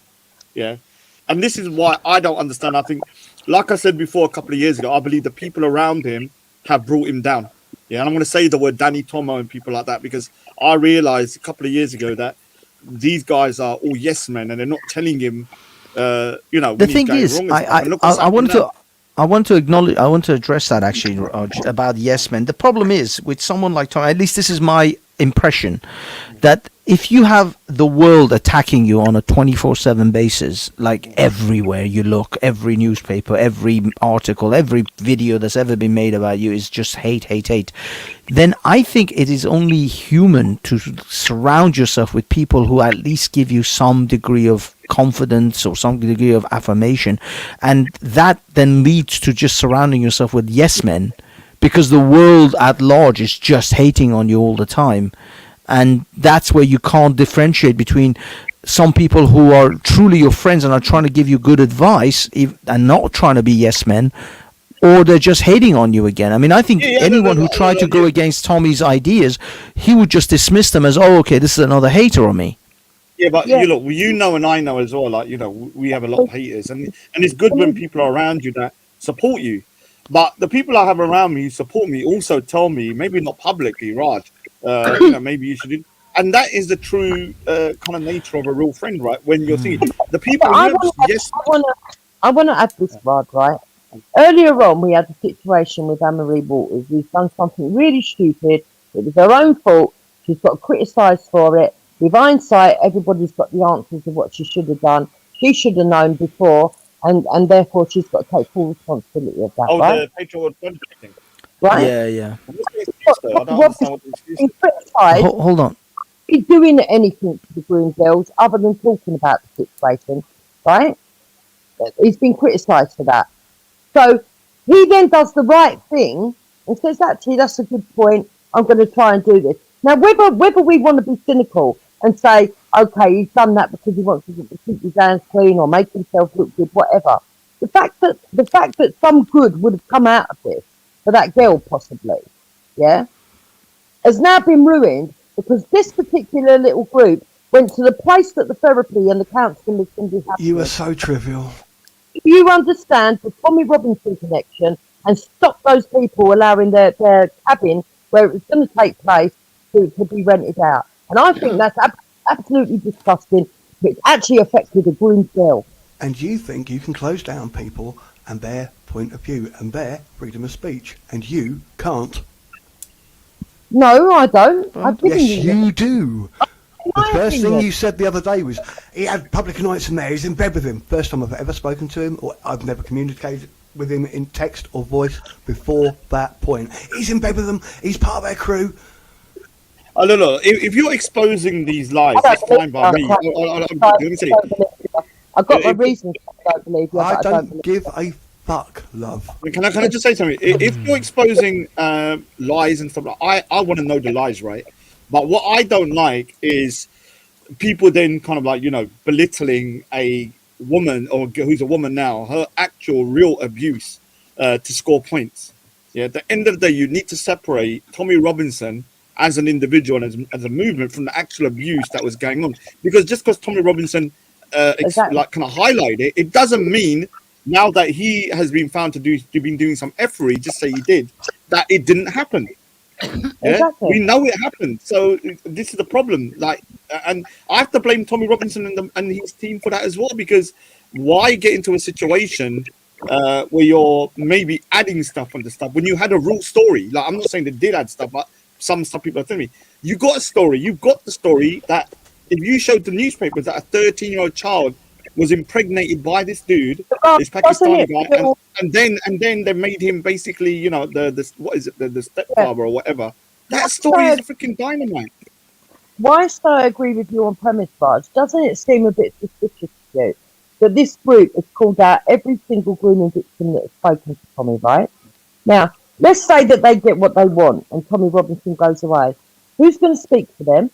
Because after seeing what Danny Hope-Jones You're wrote, not even thinking about what will happen if Tommy goes away. You can't see the fucking bigger picture. You can't read a fucking company's house entry. Jupiter, Tommy Robinson, whether he's here or not, you know, no offense to the dude, he's done a good job up to this point. hold on, let me finish what I'm saying.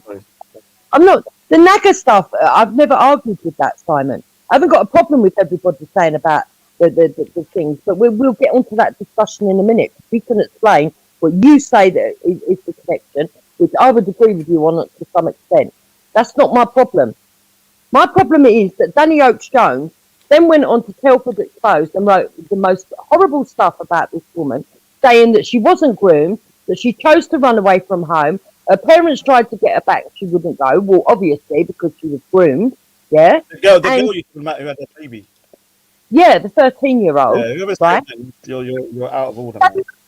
And that's what calls her out. That's my bone of contention. That's what I didn't like. The fact that you keep attacking the girls, yeah, and then you want to say that you're there for the girls. No, the only thing, all you've got are concerned about is bringing Tommy down, and you don't care how much that damages actually through victims, and that is what I don't like.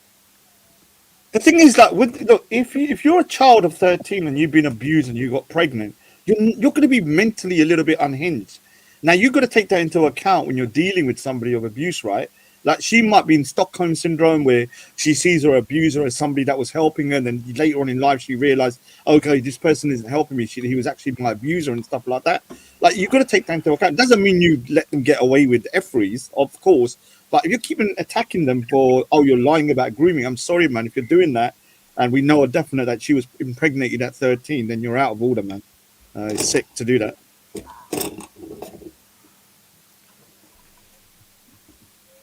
So I don't know if Simon wants to actually go into the Naga part of it, which was the first business that she had that failed, and then explain the link between the three companies that linked her to Mr. Miller and Dean Cumberbatch.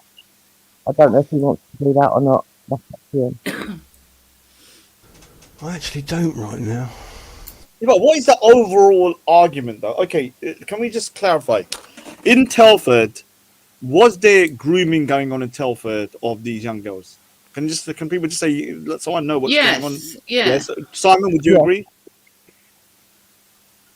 Simon? Of course, yeah. Was there a girl who's in the documentary who was impregnated at 13 by a Pakistani guy who then basically went on to be her carer or whatever, and the authorities totally let her down, right? Is that true?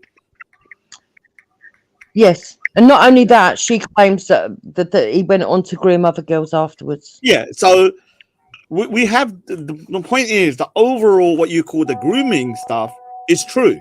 What's happened now is that all this other stuff has come in and it's distracting from the main topic. And you need to separate the two. If you want to attack Tommy Robinson, I don't care. That's up to you. People can, you can go for as much as you want. But the problem is, Danny Jones hoax here, the gang, whether it was one person or a gang is irrelevant to me. Yeah, it's irrelevant. It was one man who. Are you not telling me that one guy was part of a gang as well? Is he part of a gang? The guy that was abused there. Right. So during her interview, she said that she was also trafficked, but that stopped when she got pregnant because of the bump. But what she also said was that the bloke that she got pregnant by, who was 42 when she was 13, his brother has got a criminal conviction for grooming, and the man's family, him and his brother, are part of a much wider family, and part of 3 families that Tommy Robinson claims that are all a mafia. And he shows you the tree every time he does one of his documentaries. He shows you how they're connected to each other by intermarriage. But these 3 families are all intermarried with each other. They're kind of like a mafia in Telford. And yes, these 2 brothers are part of one of those families. All right. So the thing is, whether it was a gang or whether it was him by himself, I don't think that really makes much difference to me. We need to be asking, why was this dude allowed to abuse a child and be allowed to live with her, even though he got her impregnated. Now, what's the point of going into whether it was a gang or not? I don't understand why you're trying to dig into that. What is the point?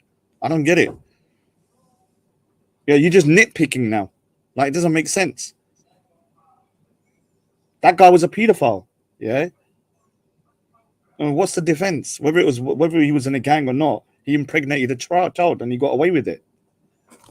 No one is defending it. I'm not saying you. I'm not saying you. Yeah, no one actually has. I'm not saying you. I'm not saying you. I'm saying other people. All this happened because of a comment Danny wrote, and he said she wasn't groomed by a gang. Right. So if he said she wasn't groomed by a gang and said but she was groomed, okay. And the point is, she's a child that was manipulated. Whatever you want to think, yeah, she was manipulated into having a relationship with this dude. He got her impregnated and then become her carer somehow. The point is, she was groomed. Because she ran away from home and her parents tried to get her back. She didn't go. What does that mean? When you're in these situations, when you got Stockholm syndrome, there's so many cases of people are running back to their abusers. You know, domestic violence, all this. You can't use that as an excuse that she's wrong or she was lying. So many people go back to their abusers, not realizing that they're abusers. So what is that argument? I don't get it. In fact, it shows that she was probably mentally disturbed. Yeah. And then Danny got upset because I said, if this is the mentality of, because he actually lived in Telford, he's a white guy who lives in Telford.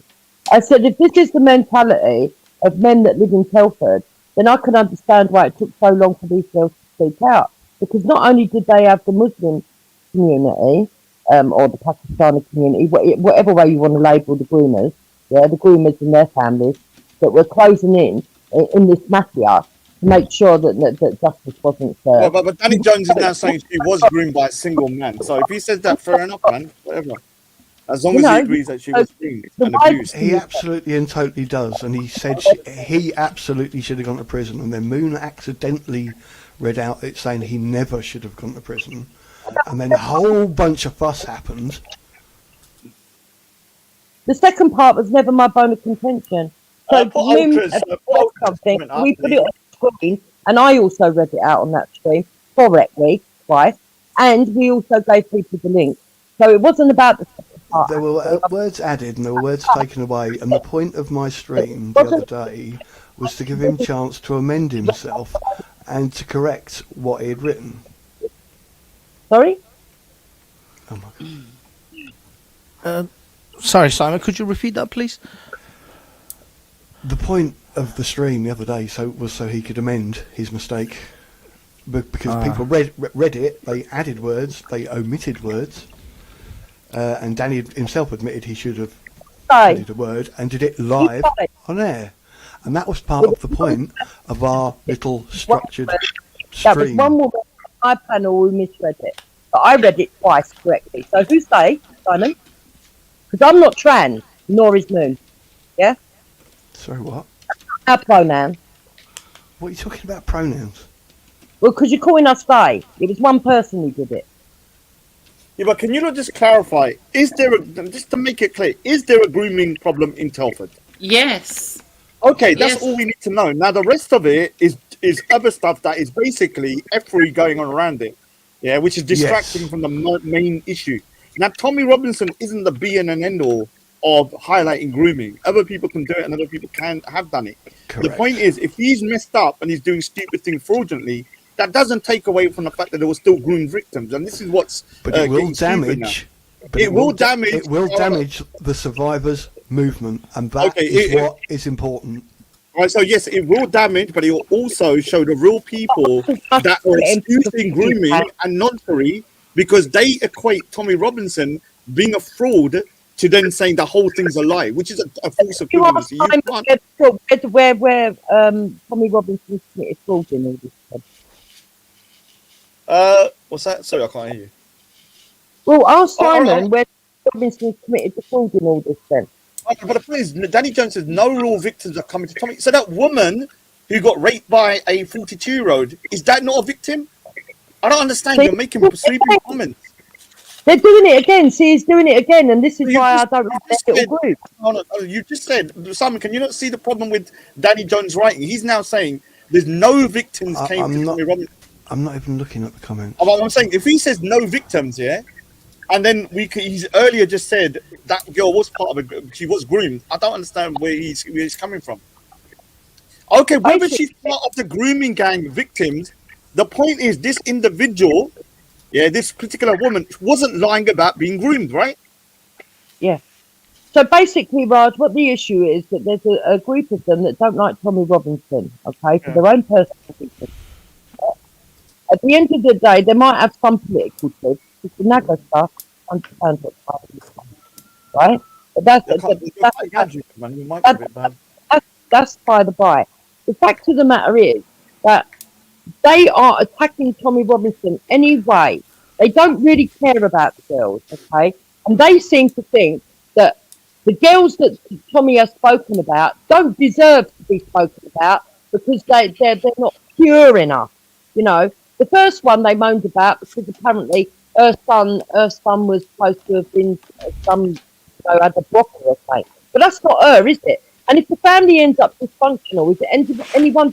They're gonna end up. It's not whether they are gonna. People of abuse end up dysfunctional, right?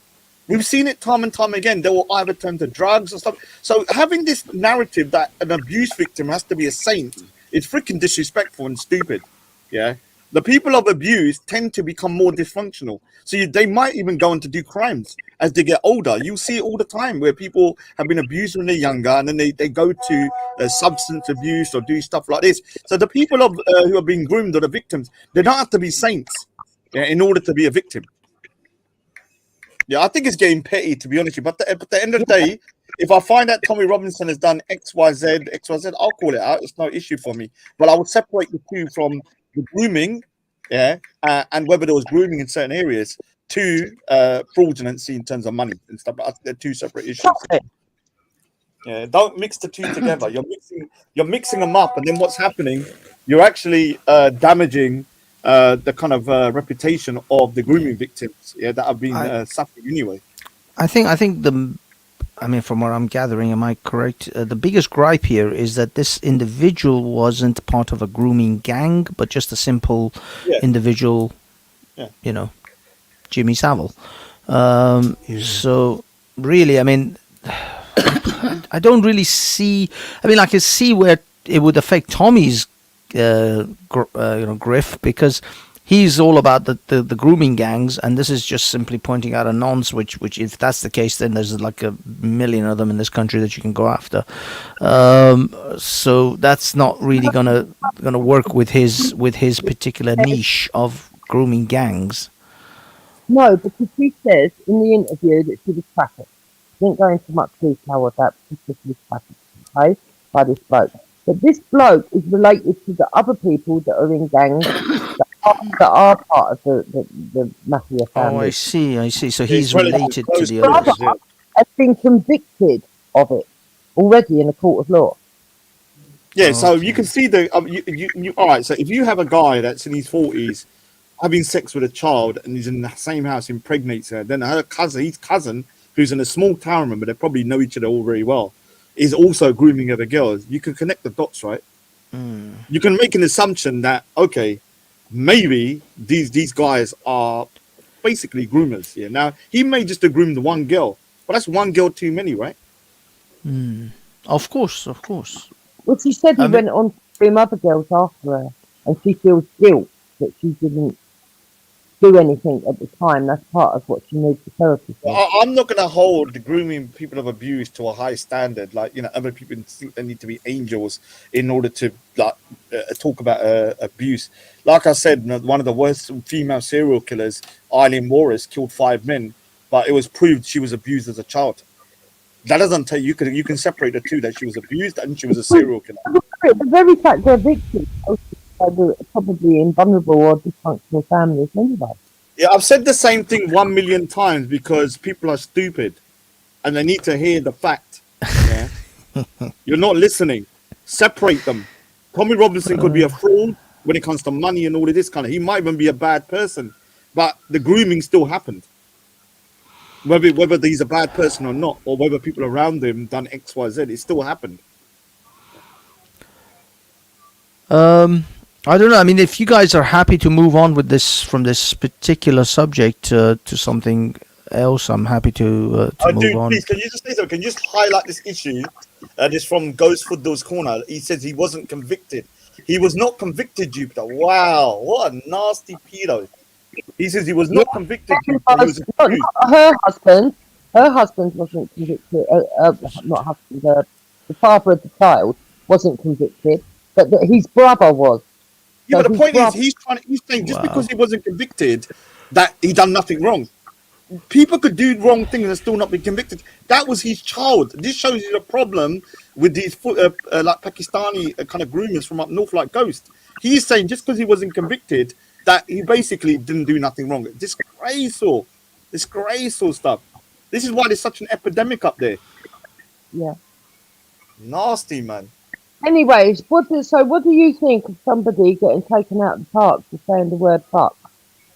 Yeah, I did actually look into that. It is actually a public disorder offence to swear. I didn't even know that. If the police Yeah, but deem why it are to they be- interested in who they're taking out then? Yeah, I don't agree with it. Don't get me wrong. I'm not saying I agree with it. I'm just saying that I thought originally it was like absolutely freaking way beyond their kind of like their kind of what they could do, but they can actually do that, which is crazy because people swear all the time. But at the park. Yeah, Oh, you mean that guy that got carried out? No, they took him out because he was a bit of a Tommy lad, and he'd also earlier on said like we're gonna citizen arrest Omar, and I think the police either got the wind of that or they they generally just didn't like his attitude. That guy's been kicked out of Speaker's Corner like 50 times. Yeah, but this time I listened to it, and all he said, "I don't give a f word." And they said, "Well, we're taking you out." I mean, I don't believe, and there was no one else around him either, so you can't even use the excuse that he was causing distress to children and other people. So I do think the people are going beyond their kind of remit of what. And on the same day, there was Uncle Omar sitting there with his fat mouth. You bastard, this and all that. Motherfuckers, bitch, bastard. Yeah. And nothing was done. Dude, can Not you just that give me a favor, to- Manny? Can you just highlight the comment? He was not convicted, Dupe. He was accused. Because I think that comment is so important in terms of the mindset of the groomers who believe that if you don't convict someone, they've got away with it. It doesn't mean anything bad has happened. Yeah. What the hell is that?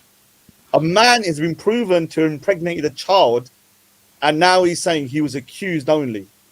What does that mean? Yeah, I mean, come on, dude. You know how many times I get messages from this guy called Joe Bass or Joe something from on Twitter. Every time I had a conversation, that time I had a conversation with Abbas and Imran at Speaker's Corner. These guys were just they send me videos after videos of Muslims justifying 9-year-old marriages. I mean, the nonsense that these people try to justify is unbelievable. Dude, before I forget, have you watched the new Ricky Gervais comedy Stand-up. show? Yeah. Dude, did you hear I'm not gonna lie, there's not very often that I get shocked. Did you hear what he said about Hitler as a baby? How do you mean? So let me just say something. You know your comment about the picture? I don't know how he got away with what he said, because I actually tried to look in the law whether what he said was legal. It must have been, because it's on there and he did it in the UK. He had a picture of Hitler as a child on the screen. And I'm repeating what he says. Ricky Gervais said this. He said, I masturbate over this picture of Hitler as a baby for the last 40 years. Now... I can't remember that bit, to be honest with you. But that's like, and he kept on saying it. Like, now the problem is this: I thought it was illegal because remember they were pulling you up on the picture thing. Yeah, it's not illegal to say that, but it is illegal if you draw a picture of a child in a sexual form. No, but he had a picture of a baby Hitler saying he was dinging over that picture. Yeah, but the thing is, this is the thing. I don't. That's not strictly illegal. Yes, But you can't draw a picture of a naked child.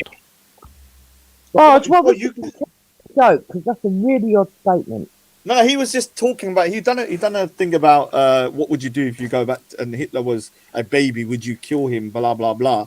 And then he went on to it was like, he done the joke. Okay, oh, people must be wondering why I got this picture of Hitler as a baby. He said, oh, because I used to wank over it. And then it went on from that for like 3 or 4 minutes.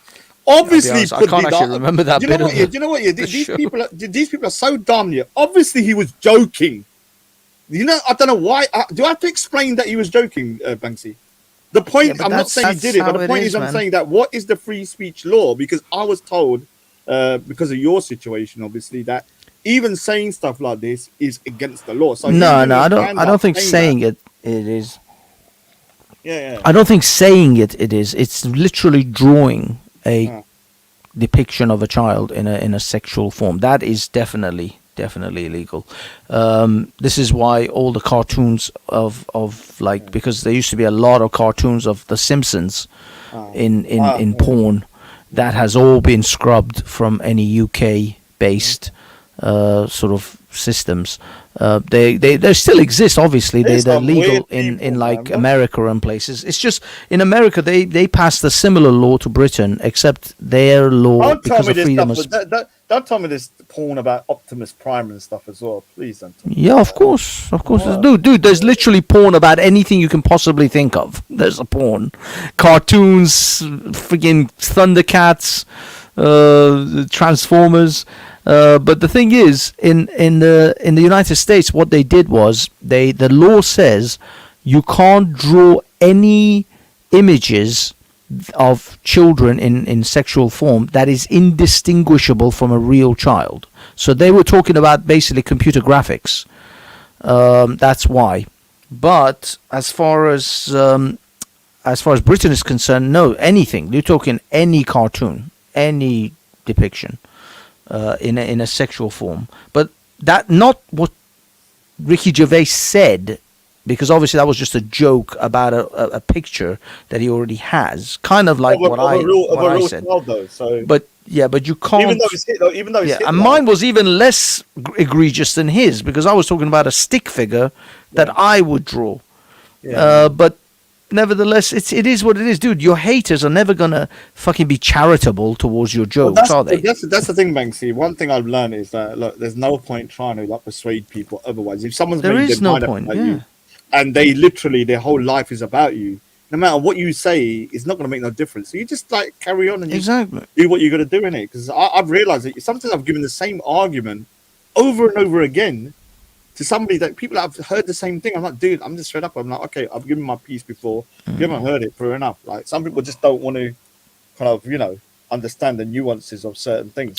Like with that one, I was a little bit shocked. I'm not gonna lie when I heard it. I was like, but I mean, I don't really like. I'm not sitting around worried about what my haters are gonna say about. Dude, you yourself should be more aware of this than anyone about how you don't pay attention to your fucking haters or the text monkeys. Those people do not matter. Dude, literally, they don't matter. I blocked so many people like 2 years ago. It's like one of the best things. You just block them, you just can't even see it. And I tend not to look at StreamYards because it stops my it makes my computer go a bit weird in it. So I'm normally not even looking at StreamYards. I'm looking at the main thing. And so that's the best thing. But for people like just remember, like you're only letting yourself getting rolled up by anonymous fiddles, isn't it? I'll be honest. I don't even block them.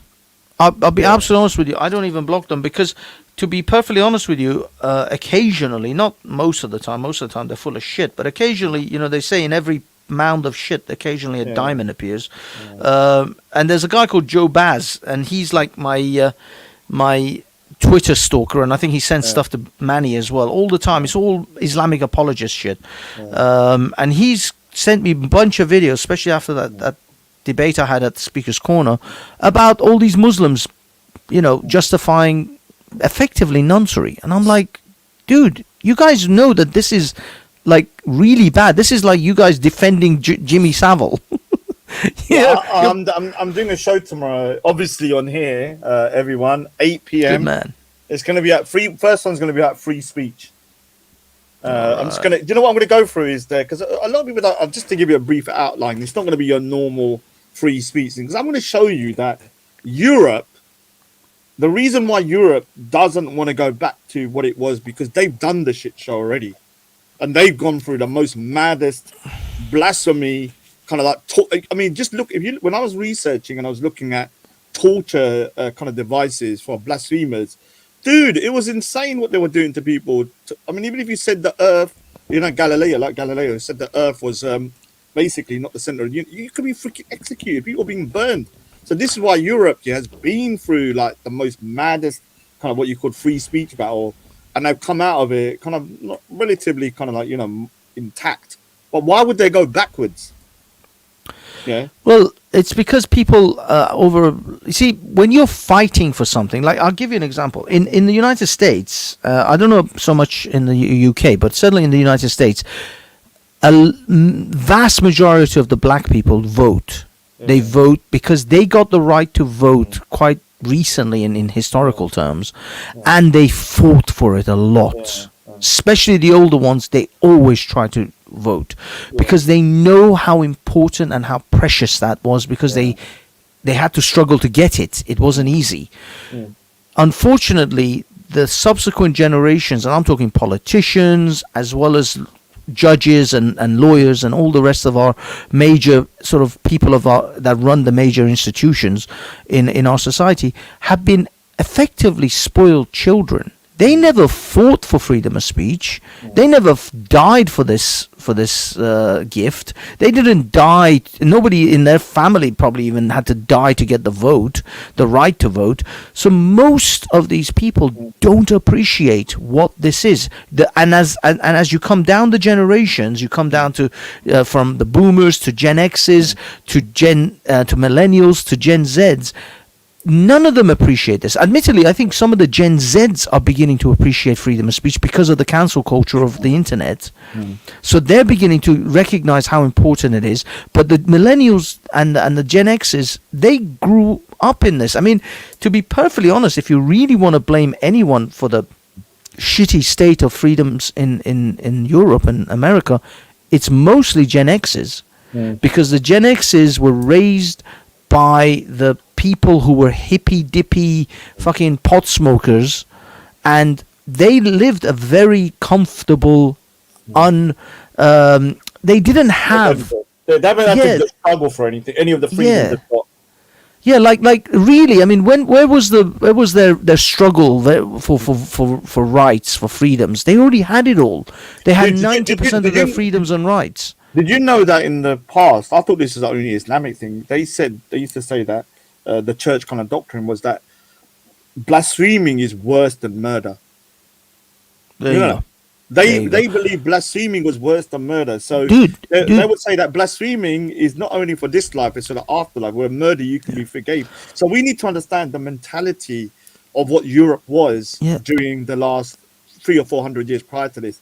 And they're not gonna. The reason why they're kind of fighting tooth and nail is because they know the destruction it causes to a society. Yeah, I mean, Raj, you know that in the Bible, Jesus said you can be forgiven for any sin except denying the Holy Ghost. That is the only sin that God will not forgive you for.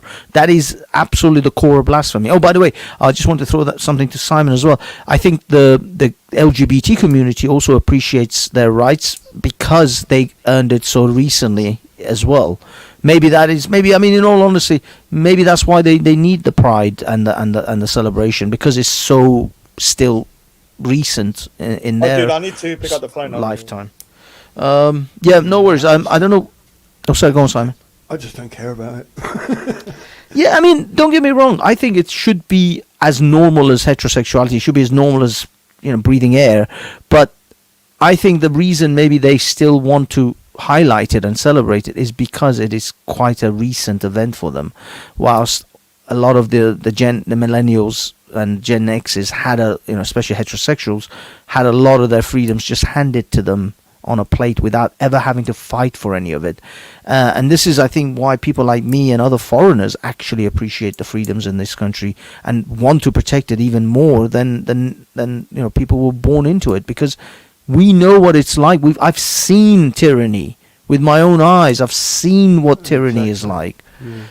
It's a horrific society to live under. It's just unbelievably bad, and I don't want anything to do with that bullshit. I don't want it anywhere near me. And to be honest, and I know that Muslims say I have a specific disdain for Islam because of my personal history, and I'll admit to that. I say, yeah, maybe my view of Islam is even more tainted, but Islam itself is a terrifically bad idea on so many levels. I've been thinking about this because I've been thinking, why is it that, in essence, I mean, all religions, like, why do some religions get attacked more than other religions? Like, you don't really see people attacking Sikhism or attacking Hinduism in the same way in the West. And that's because Sikhs and Hindus don't go around chucking our religion down your throat. We're not telling the West you've got to convert. Like, this is the problem. If you put your neck out there with Dawa stores and all this kind of stuff, and then expect, everybody just to be hunky-dory, you're living in the cloud cuckoo land. It's not even the Dawa stores. Dude, I go to Leicester Square occasionally on Saturdays, and you see the Dawa stands there at Leicester Square. But I also see the Hare Krishnas jumping around. They gave me some raisins and nuts, and it was all awesome. To be honest, the Hare Krishnas are awesome. I love those guys. But what I'm saying is, there is a whole plethora of other religions who try to promote their religions, but the terrorism side of Islam and the bombings and the killings and the Charlie Hebdo's and the Ariana Grande concerts and 9/11, these are the things that are going to people. Muslims literally want to tell us, ignore all of that, don't make any judgments based on any of those events, and just pretend that you just met a Muslim for the first time. No, I'm sorry, these things play a part. Easier to talk to, but the point is that, look, if you're going to go around propagating your religion everywhere, you're going to get a lot of, I reckon if Sikhs were going around everywhere with stalls and telling people about Sikhism and trying to convert them, I'm pretty sure we'd have a lot of Sikhs being criticized. You understand? I think we'd have a lot of people going, okay, what's in your religion? You want us to convert? Okay, let's have a look. And if they start finding stuff they don't like, and they start going, okay, what's all this about? Yeah, and then you start crying because people are looking into it. Like, you can't cry afterwards. The same with Christianity. Both Christianity and Islam have a what's kind of like an evangelical kind of like way of doing things. Well, yeah, but Raj, imagine this: that if Sikhs started terrorizing and blowing up themselves in the streets, even if the Hare Krishnas, which I adore, I think they're hilarious, if they started bombing shit, I'm going to start looking at those bold little fuckers. I'm going to start having a shifty eye about what the fuck is going on in this religion that they're blowing shit up. Dude, when I was growing up, it was the Irish. Yeah, no one looked at. In my school, it was like 65% Pakistani. There was a couple of, the Irish were always kind of looked upon as, okay, your people are doing X, Y, Z. Even we used to joke. I used to call one of my friends Brian. His name was Brian. So I used to always change out. You got IRA in your name, innit? I used to always make fun of him. And so in the 90s, when you looked at Irish people, unfortunately, you had a little bit of, okay, what's going on here? It doesn't mean it was right. The point is that, you can't take away the terrorism. If Sikhs are blowing themselves up in London and stuff like that, I'm pretty sure Sikhs will be getting backlash as well.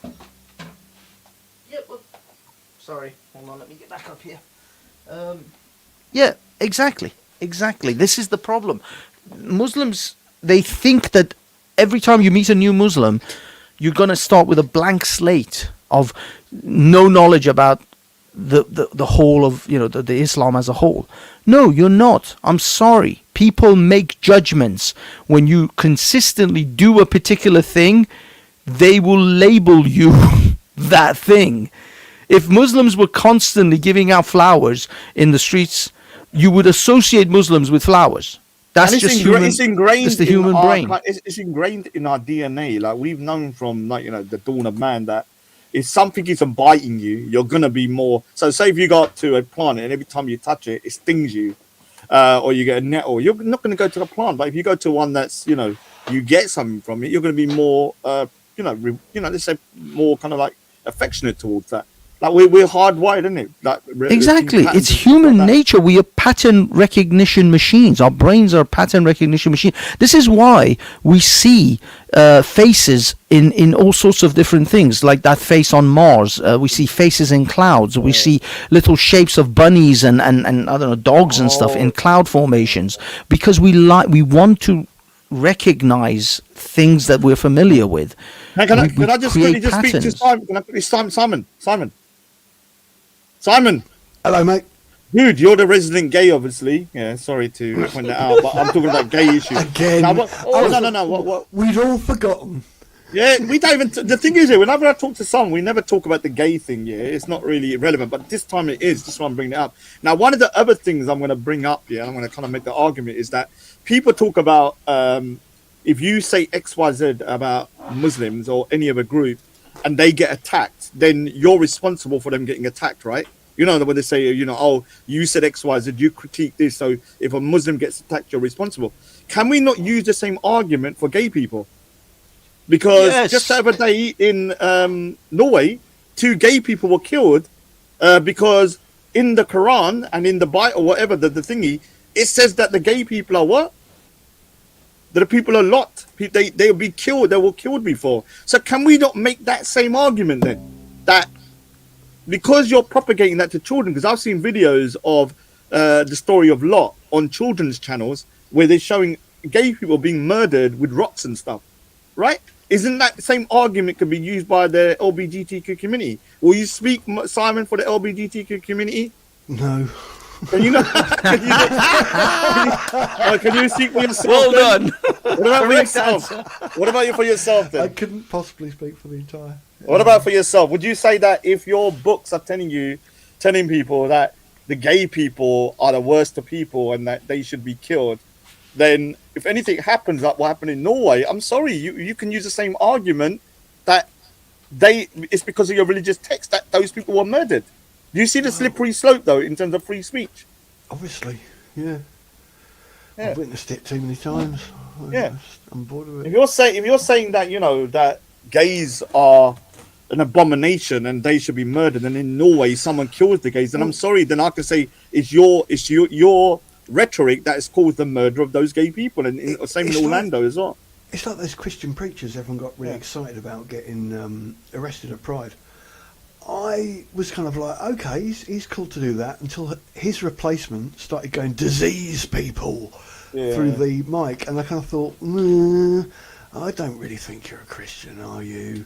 And all the gays were jumping up and down going, we love you, and I kind of thought that was quite funny.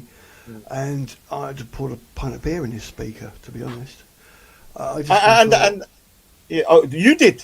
No, I would have. I would have. Quite happily. You know, these people, it's like, I'm a Christian. It's like, well, what verse is that in the Bible? Do you know what I mean? And then someone was filming them and getting all excited and going, you'll learn to be afraid of the Christians. And I kind of thought, I don't really think that's the attitude. Do you know what I mean? And even in, I noticed Tommy, me take it back to Tommy, doing the Gays Against Grooming interview, which I thought was quite good. I quite like that. Gays Against Grooming? Yeah. What? I didn't even know that. Well, about the whole transgender blowing up and taking over from the L, the G and the B, and whatever.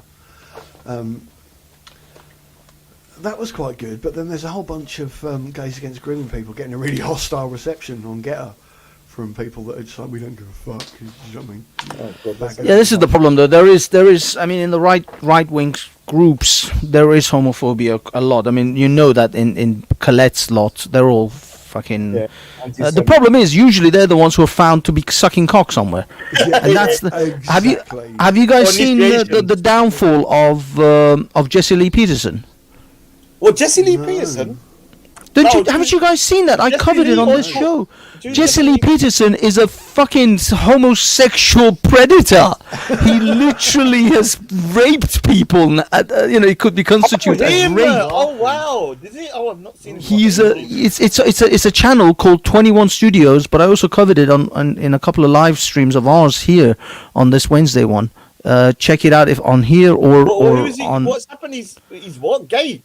He is a full-on homosexual. He's had full-on. Wow, he's so good. And he's been grooming some of his people, like people who come and work for him and admire him. He's been like throwing little grooming like tactics towards them to see if they're inclined to be gay, and then boom, starts fucking blowing them. Wow, he's supposed to be very upset. Something. He's very anti-LGBT. Yeah, man. Yeah, I man. don't And know this. this is the thing. The thing was, he was really anti-LGBT and proven to be a full-blown, not only just a regular homosexual, but a predator. He preyed upon some of the people that they weren't even gay. He kind of pushed them into it. It's a really bad story that's come out. The expose is huge. I can't find it here. Where is this? Is the thing. Every time. We're in the side chat, so I can find it's that. 21 Studios. Yeah, I'll find it for you. I'll send it to you. Every time you hear someone a little bit too anti-gay, yeah. always I'm look at always them with a suspect, shifty eye. yeah.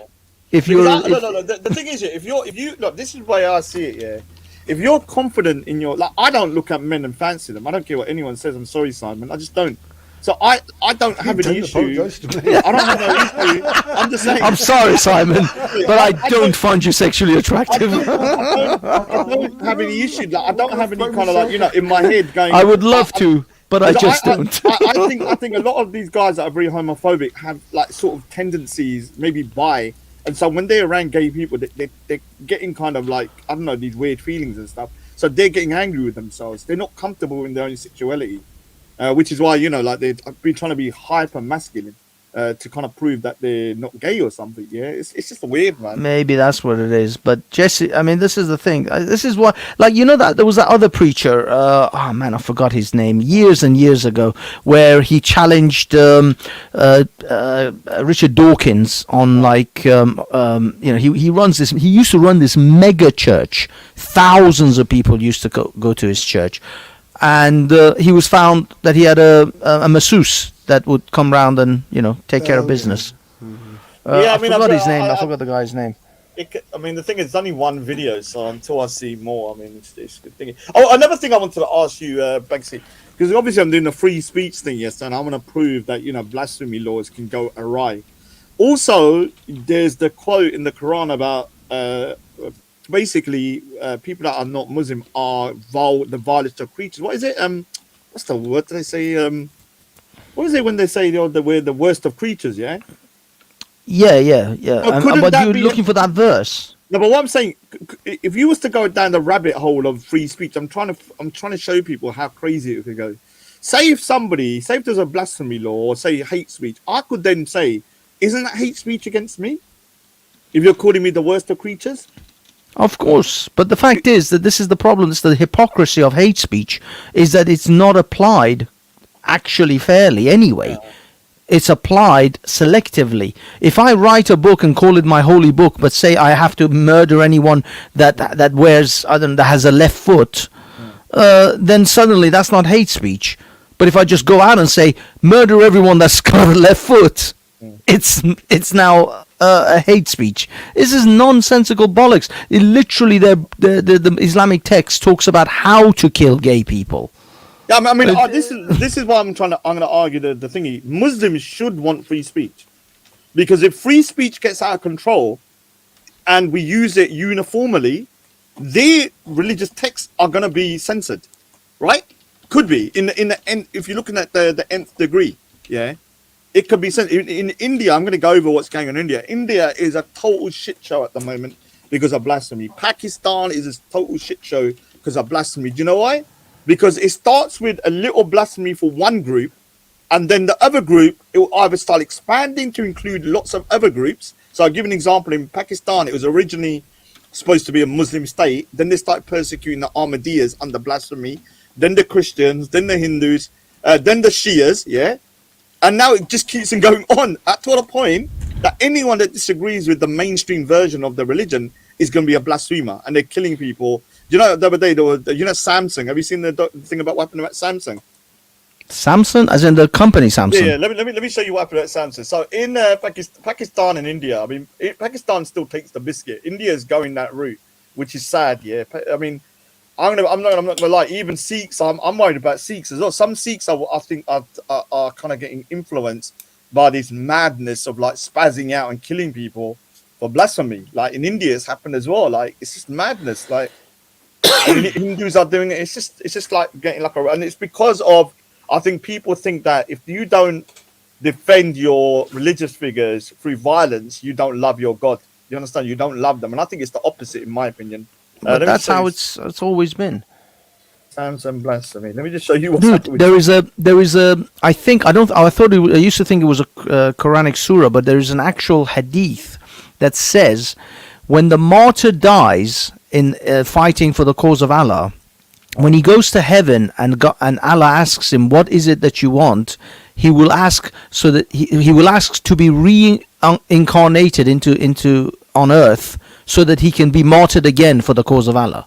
Share the screen. Like, imagine a company like Samsung, who Pakistan needs a lot of investment. 27 Samsung employees detained for committing blasphemy by using a Wi-Fi network name insulting to Umayyad Caliph. And they started going around Pakistan destroying everything to do with Samsung.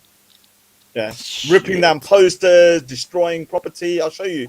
They were just going around mad, because it's an offensive QR code against Islam. Like, it was an offensive QR code. Yeah. It was an offensive. So let me just. No. I think the Wi-Fi that they were connected to had a derogatory name, because you can change your Wi-Fi name to anything you want. I could call it Banksy's asshole. After news of alleged blasphemy, Samsung Pakistan spread, scores of Islamists from the radical Belri organization Tariq Elevate Pakistan went on the rampage in the mobile market of Karachi, Pakistan. After discovering that the company had committed blasphemy against Islam, the demonstrators tore down Samsung's billboards in the city's mobile market and engaged in vandalism. Yeah. Now, this is the problem. Like, how can you get investment from outside countries if, even with the most minor kind of infringements, people are going mental? Well, this is why countries like Iran and North Korea don't get a lot of foreign investors. Why do you think these countries are failed? Pakistan is essentially a failed state. Pakistan is not it is a failed state. It's had more dictators than it's actually had elected officials. Yeah, I think they've also got like 20 or 30 loans from the IMF. And China's got them in debt. China, yeah. And they're constantly being bailed out effectively because, as I said, it's a failed state, and the government would basically go bankrupt if they weren't being bailed out by these. Yeah, but the sad thing is, India is now becoming a Pakistan, and it's ridiculous. Like, India somehow, for the last, since the inception, has got away with this madness with blasphemy. Now, because you know about the Nepal Sharma situation. I mean, you know about what happened, and that's escalated everything out of control now. The people who are calling for Nepal Sharma to be arrested, they're now arrested as well with the same law. What? So the law is hurting religious sentiments that the British put in. I think it's Section 3.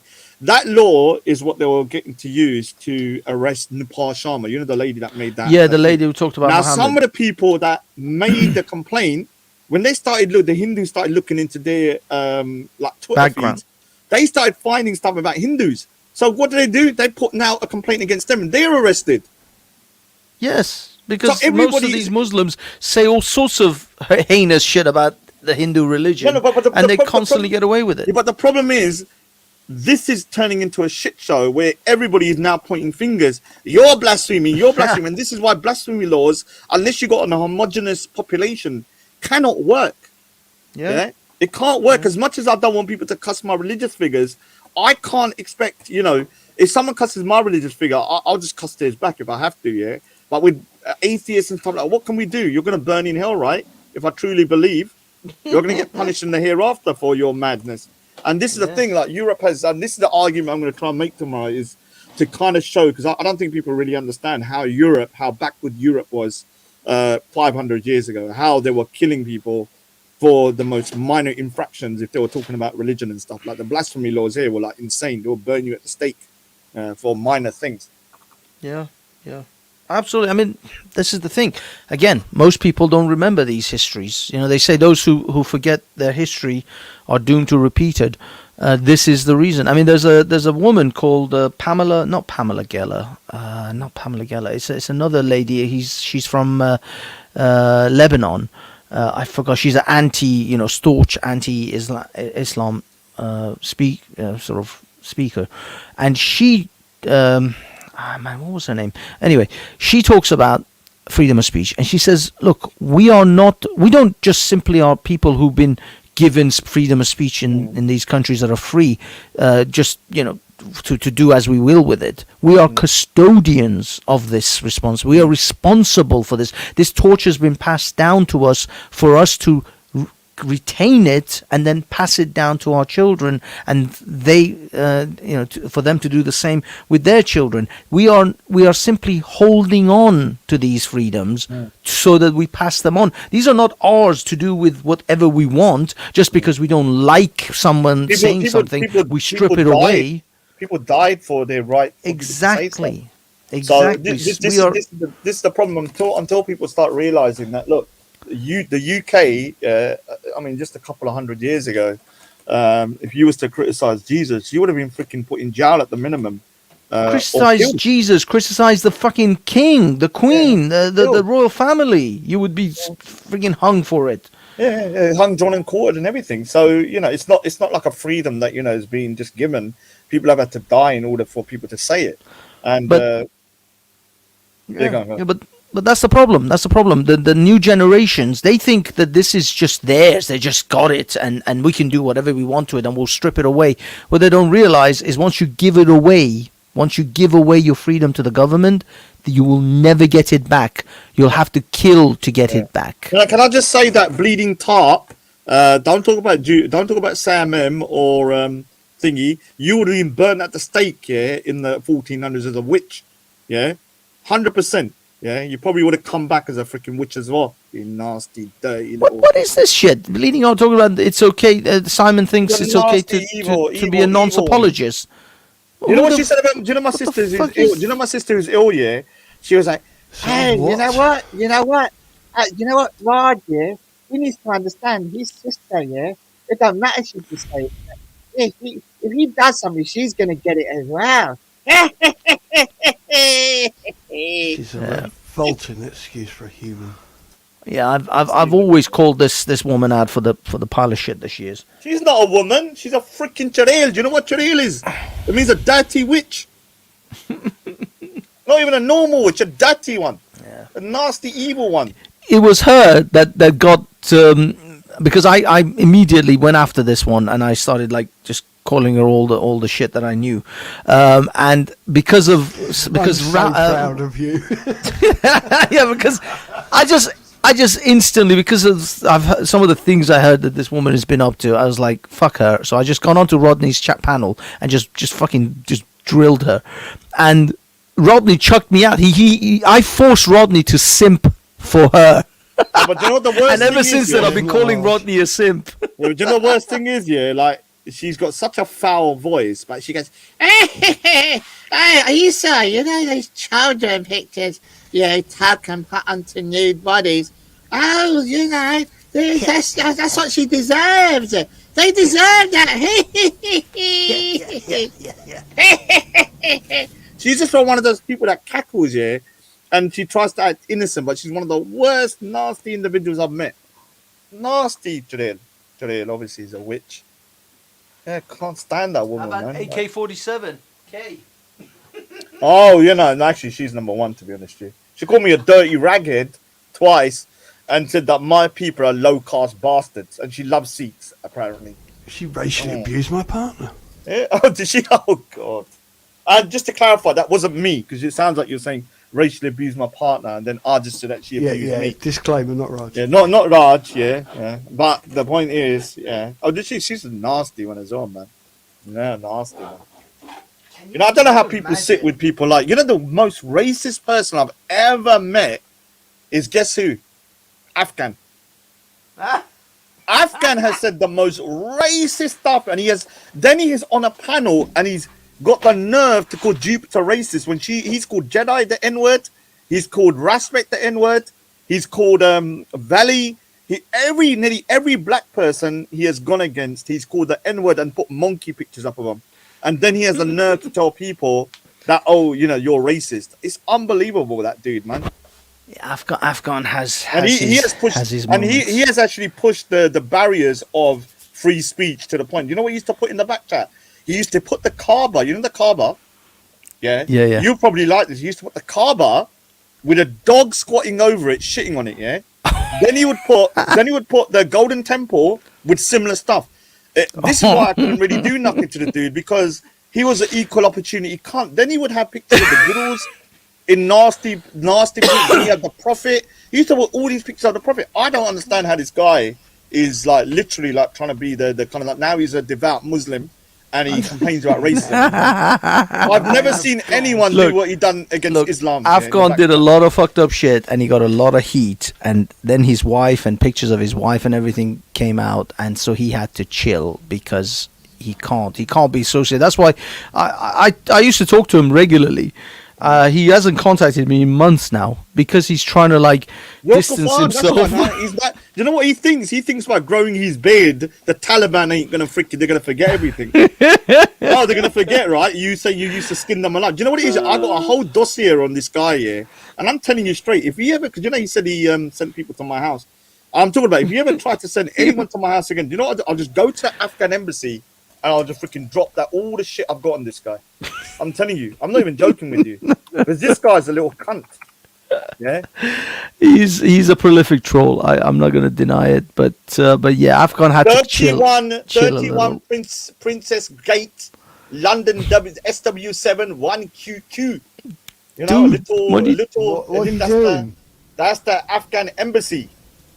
Oh, the Afghan embassy. I was like, is he doxing him? No, it's the London. It's the Royal Albert Hall. Oh, it's the London. It's the Afghanistan embassy. Do you know what he was doing? Do you know what he's bragging about the other day? Yeah, because I struck the channel. I don't know if it was because of me that Rodney got his channel struck, but I did strike it. He was talking about time he sent someone to my house. Yeah, because he sent someone to my house, took a photo, and then he posted it to me. And then he threatened. He sent someone to Aris Sid. Remember Aris Sid? He said something to Aris Sid with a knife, and Afghan. Well, that's what he said, And then he keeps going. Hypothetically, I sent someone to Raji's house. Hypothetically, I sent someone to. He's like, shut your mouth. Hypothetically. He never. I don't think he ever followed through with all he that did. stuff. Send someone to my house. Prolific troll. Dude, he sent someone to my house. The picture, was not a Google thing. It was at night time and it was at an angle. He sent someone to my house, and then the picture was sent to me through Google Hangouts. It was outside my door, basically. Yeah, but he could have just known the guy who was going to do that. It doesn't matter. I'm telling you straight now. If he ever did anything, all I'm saying here, if he ever went down that route again, whether it's a joke or not, I would just suddenly walk past the Afghan embassy, and all that stuff about skinning Afghans alive and thingy, stuff about Prophet Muhammad and Aisha. And all of this kind of stuff. I'm telling you, the Serbian connection, it will just be dropped right into the Afghan embassy. Yeah, straight. Okay, gentlemen, shall we wrap it up because we're kind of going off the topic. Yeah. So, do you want to play the video for tomorrow quickly? The little intro. Yeah, we're gonna do it. That was my outro. Yeah, outro, intro. Yeah, we're gonna play it on the way out. Yeah. So all right, guys. Tomorrow, 8 o'clock. I'm gonna be giving a little kind of history lesson about freedom of speech, not the normal freedom of speech. I'm going to show you through history how freedom of speech, especially in the UK, wasn't just given. It's not just a given. People died for the right to speak, and how freedom of speech, if you start restricting it, it turns into a shit show for everyone. Basically, your country becomes a despot. That's why communists have to silence people. That's why fascists have to silence people. Because if the truth comes out and people start speaking and have freedom of speech, their whole system collapses. Yeah, we're going to just play it tomorrow at 8 o'clock. Cool. Thank you very much for joining the show, Raj. Simon, any last thoughts before we close the show? Just thank you for having me. Brilliant. You're awesome, dude. Love you, Simon. And no boxing. You're my best partner. Yeah, the actual outro intro wasn't made by me. I won't be boxing. It will be a sensible conversation. Anyway, take care. Okay, take care, Raj. And everyone, Wendy and Jupiter for coming on. It was good to have that debate going forward.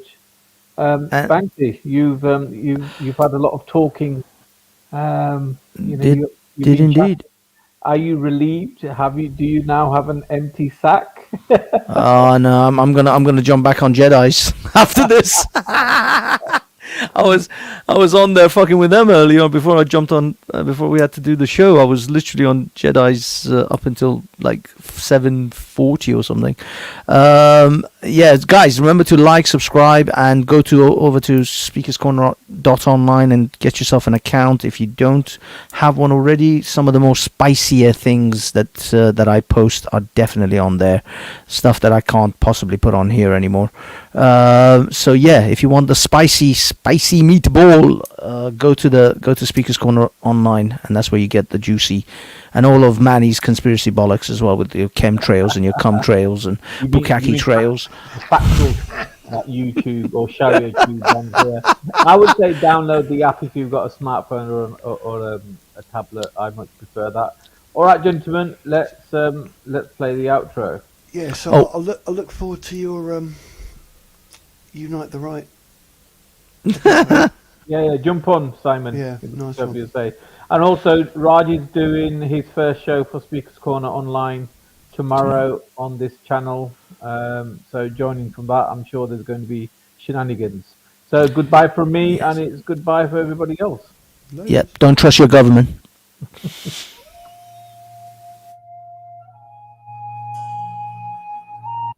I'm never going to pay that bullshit jizzy.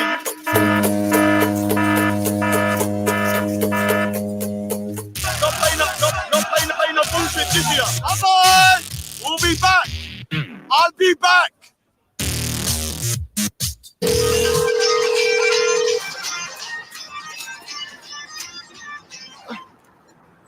Oh, it's finished.